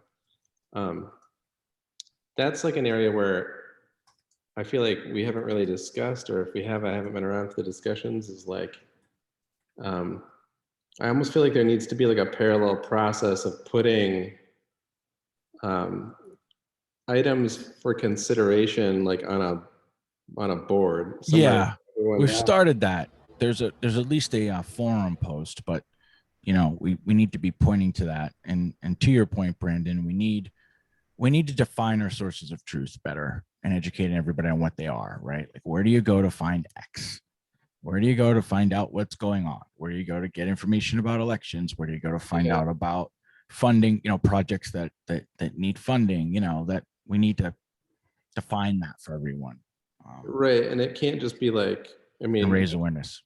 yeah, there are things that I've said on the, you know, various places, and later it comes up again and I'm like, I said that a month ago. And like, you know, it's like, but you know, you can't expect anyone to, you know, it's like we're creating a process around reaching consensus, like in a kind of, you know, in a moment, like we all get together. Maybe there's, you know, what Brandon described today was a little more in depth than even what I thought.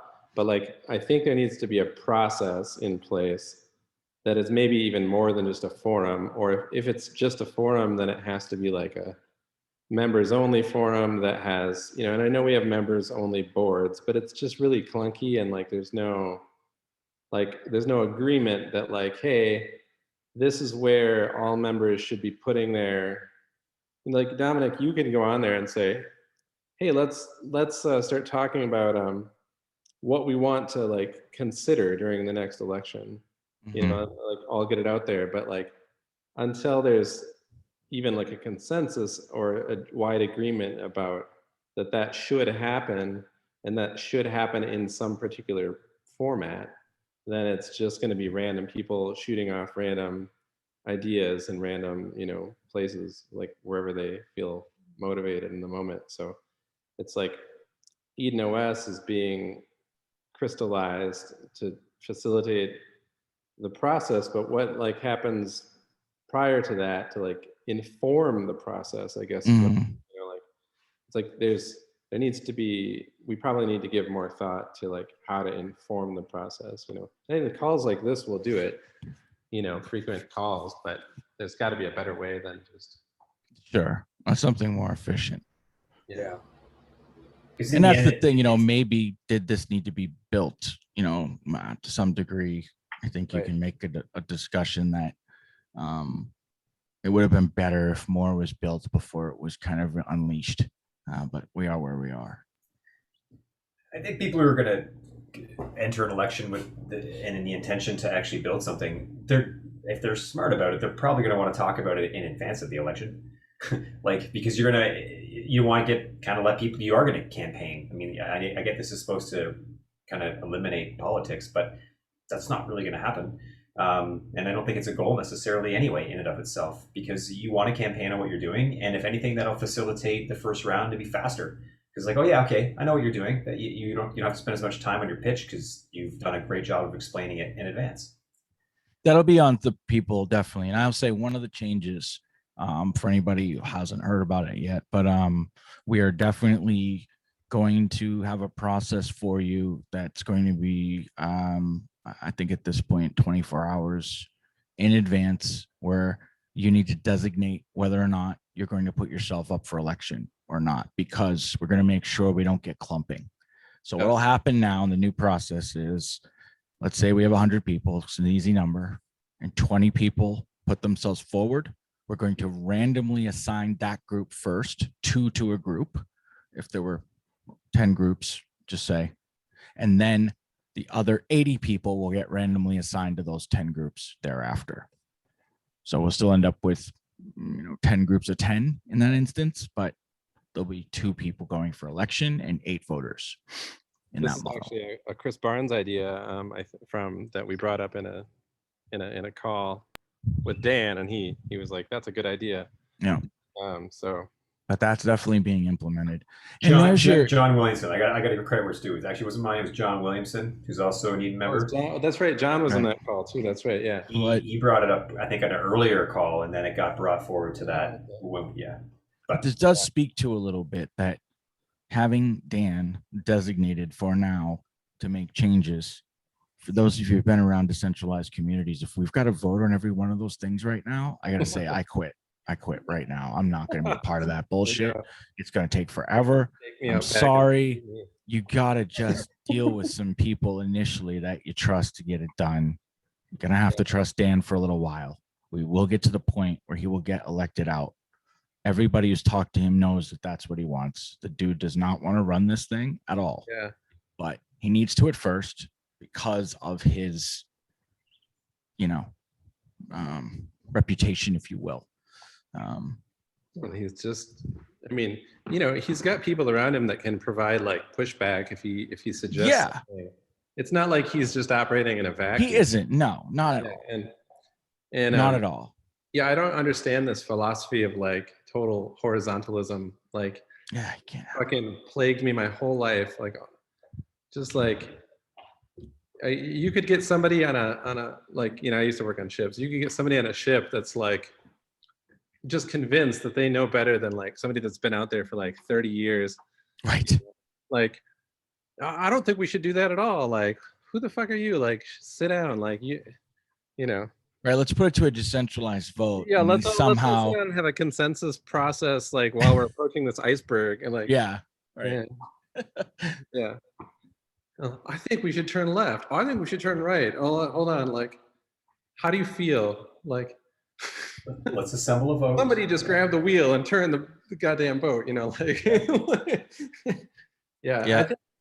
And that's kind of interesting too, because it's like that kind of like gets back to what both Kevin Rose and Yves Leroux are both on about, like they're really playing that side of things, like even more than what's happening now. Like, form a coherent group that we can like identify and interact with. Yep. Like now, quick, please. Like, don't. The process is great, but like we'll get around to that, like, and I don't know how to resolve that one. That's like but can you see? I think the problem lies in the argument I've always made is people see decentralization as, like, I guess I don't know how to describe it, an end in and of itself, but it's a process. It's not, I just don't think it's something you can arrive at immediately. It's not the first step. It's just, think about it. Think about that. How do you do that? There's a cat floating in space. Right. How do you decentralize that? My takeaway from what Kevin was saying, and I mean, it's just no facts, just what my gut tells me is that there may be some urgency to spend money and to use up that RAM fee. And so if they're waiting around, and urgency, I think we all agree, is definitely there for all the reasons we've been talking about. So maybe there's an urgency to spend that money, and if we wait for Eden, it's going to take too long. So like, let's just shit or get off the pot for this money. We've got 1.9 million EOS. Let's Dan pick somebody good enough. The community's probably gonna be okay. Aaron, you're definitely on that list, I'm sure, right? Like, so good people who deserve to get Right. those funds will get it. He's saying there's already a consensus in a sense of Yeah. people who have So been around long start enough, there. who have been vetted, who have resumes that everybody can look at.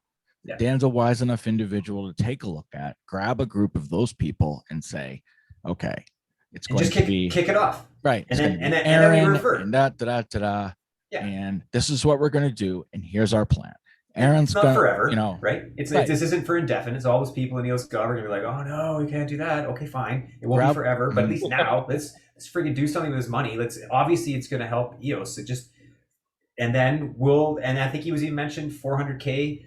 I saw it's written somewhere, would go towards just building out the Eden thing, and then Right. we'll get there. We'll just Right. give it time, but let's then use there's those that funds budget now. for the back end admin and all that. But you're right. But it has to be in a sense where it's like, okay, Aaron's going to come forth. His ask is going to be 250,000 EOS because he needs $1 million to fund this. And this is what they're going to build in that. And then Brandon is going to create a media arm that's going to act as a marketing force for the community to get the word out about EOS. And he wants 100,000 EOS, right? And Chris wants, 75,000, whatever. But it's going to have to be specific because when you go back to the block producers, and that's where I'm saying finance is the international language. Chinese block producers can review a policy like that, or Korean or otherwise, or Spanish, and go, okay, they want $1 million. They're going to fund these 6 things. Here's the plan. Here's the timelines. Okay, is that going to increase the value of me basically adding 1 million EOS to the supply? Because that's the question you're asking, right? That's where the token holders are involved. You are effectively increasing the supply in a one-time move. Okay, cool. What's the impact on that? If this all gets sold off in a few days, and those are some of the other numbers we probably want, you'd have to present some of that too. If everybody cashes in their first tranche, that's going to be 600,000 EOS. Here's the plan. So-and-so is going to do it at Binance. So-and-so is going to do it at Coinbase. So-and-so is going to do it at Kraken, so that we distribute it out. We don't crash the price. Or A better basic still, thing, but hey, you better got to still, talk about that stuff. You commit to using, like what Brandon was saying earlier, Brandon Flancher, about using our internal. So let's, like, in your pitch to get 100,000 EOS, you've actually got contractors lined up that will accept EOS, and some even like commit to locking. Sure, but it. you Like, still there's have lots to. of ways you could. You have to assume they'll convert it to USD at this stage, though. Yeah, You but just could you should at programmatically, least I mean, put. it's programmable My money. point is, you should put it out there. This is what business people want to see. They want to see worst case scenarios, not best case. Okay, if everybody cashes in at once, what's that look like, right? That's the stuff. And then we work backward from there. Somebody looks at that plan and they say, okay, well, it's going to possibly decrease the price in the short term by 0.03 or 0.00003 BTC, if you want to look at it that way, or in USD or whatever it is. I can see that. Then I can see that this is going to onboard 100,000 users. And we have some data to say that if 100,000 users come on, they're likely to buy X amount of EOS, for example, right? And then we can start to, this can all be done. This can all be done with numbers.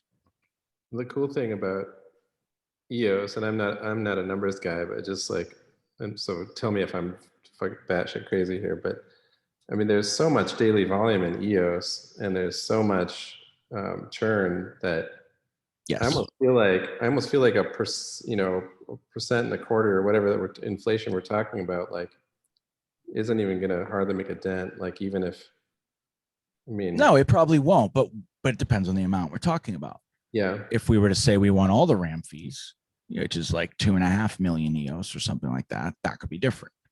But it's just, these are the little points that sound like you just can't take any of it for granted. You Like, map it out. Have a schedule where you roll it out a little bit over time. You don't Mhm. like all at once. And that's the transparency, right? And that's some of the stuff that is being built into. One of our big selling points will be what the Clarion team is building, because it has some of this built in already. Dan's made some of these decisions, like you can't basically spend wildly if you're assigned a budget. It's just going to be governed. He's already got that set up. We may change that later, but I know those things are in there. If I'm allotted 10,000 EOS because I become a level 2 rep, I cannot take 10,000 EOS out at once. I just can't. It's like an ATM, you know, the bank doesn't let you take more than $300. I'm not going to be able to just take 10K out.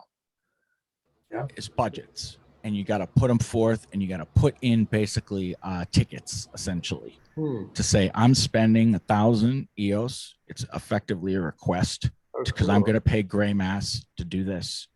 That 1,000 EOS will get unlocked.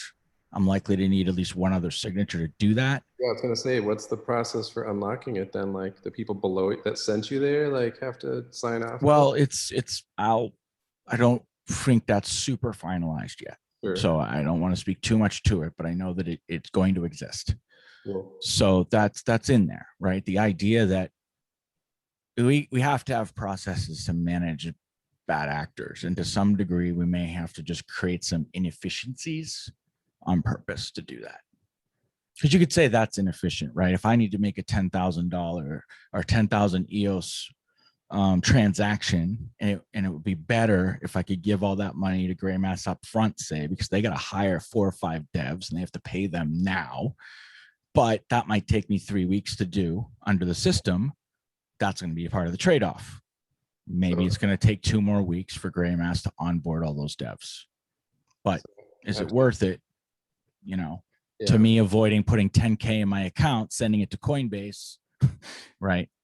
And so a lot of the governing, though, is outside. It's not sending it to another EOS wallet, right? That's much less governed than sending it to Coinbase, sending it to, you know. We should incentivize sending to other EOS wallets, though. It'd be kind of No, it is, and that's the difference. Yeah. And then Coinbase has an EOS wallet, so I'm not being exactly precise. It's outside of Eden for now. Outside of the is Eden, thing. for sure, Right.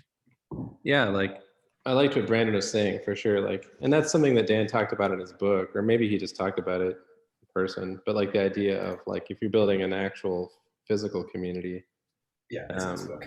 you would have an import tax. You would tax the Of course importation you would. like non-renewables, and then use that for the community to develop the ability to like not have to import that thing. Like, of course, Yep. that's like smart, you know. So same with talent, really. Yeah, so now you're saying I'm going to have to be like, well, the first thread I'm going to use for the EOS Gray Mass wallet, and then there's the trip to the Azores, but then there's the Right. Right. But then I'm working on this other marketing initiative. What was that middle Exactly. thing, Brandon? Oh, nothing. It's just a Nothing, no big deal. trip to the Azores. Well, and the point is you're going to be able to read people's records easily, and Yeah. they want to make that so that in the future elections after, everybody who ends up in your randomized group, there's some type of, you know, software call that is going to then bring up in your member portal during the vote and the discussion, all those people, whether or not they've been awarded money before, what they did with it, et cetera, et cetera. So you can quickly get the information of everyone in your group in that moment. And you'll be able to just like click on tabs. It's like, you know, Brandon Lovejoy, he's in my group. What has he done? Has he ever gotten any money from us? Right. So it's kind of like to quickly see someone's like reputation score in a Oh, it's sense. going to be a social credit score. Ah. Yeah. As long So, as you don't start tracking like outside of Eden expenditure, will be okay. well, guys, I think I'm gonna jump off at this point. It's 8:10. Yeah. If you guys want to continue, I can leave this running. Chris or everybody else, if we're cool, we can Totally. wind it up and Yeah, my dinner's getting cold, so I'm Okay. going to drop off. And all right. eat. Well, we're gonna go ahead and end the call, everybody. Unless you've got a, you know, as they say in other groups, a super burning desire to say something. Aaron, do you have anything else? I thought I heard you almost chime in a moment ago, but so maybe there's one last thing. I don't remember what it was if I was going to. It's gone now. Okay, cool. Nice. Yep. no, All right, sounds good. everyone. Might as well plug our stuff a little bit. 4 p.m. Eastern. That comes out to 17:00 UTC is the podcast. If you want to be live as part of the show, if not, there will always be recordings of all of this. Remember that, and they'll be made available. We're going to work on a better structure for that this week, so I apologize to get these things in one place and make it easy for everybody to just go check this stuff out. And then Saturday, what's the time on that again, Chris? The webinar? 9. Last one was 9 p.m. Eastern time because Okay. I just wanted it to be for me. But I'd like to do an earlier one, so we'll send out some. I'd like to maybe at Okay. 9 a.m. or something one of these days, but 8 or 9 p.m. on Saturday was what it So was. take a look out. And again, if you Yeah. can't be there live is really for the audience participation, discussion, kind of thing. I mean, we love having you there and kind of hoping there'll always be people there. But if you can't make it, please, we'll make sure that you have access to it. And in the meantime, talk to everybody on the flip side. Have a nice night, day, afternoon, evening. Later, guys. Right on. Thanks, man. Bye. Bye, guys.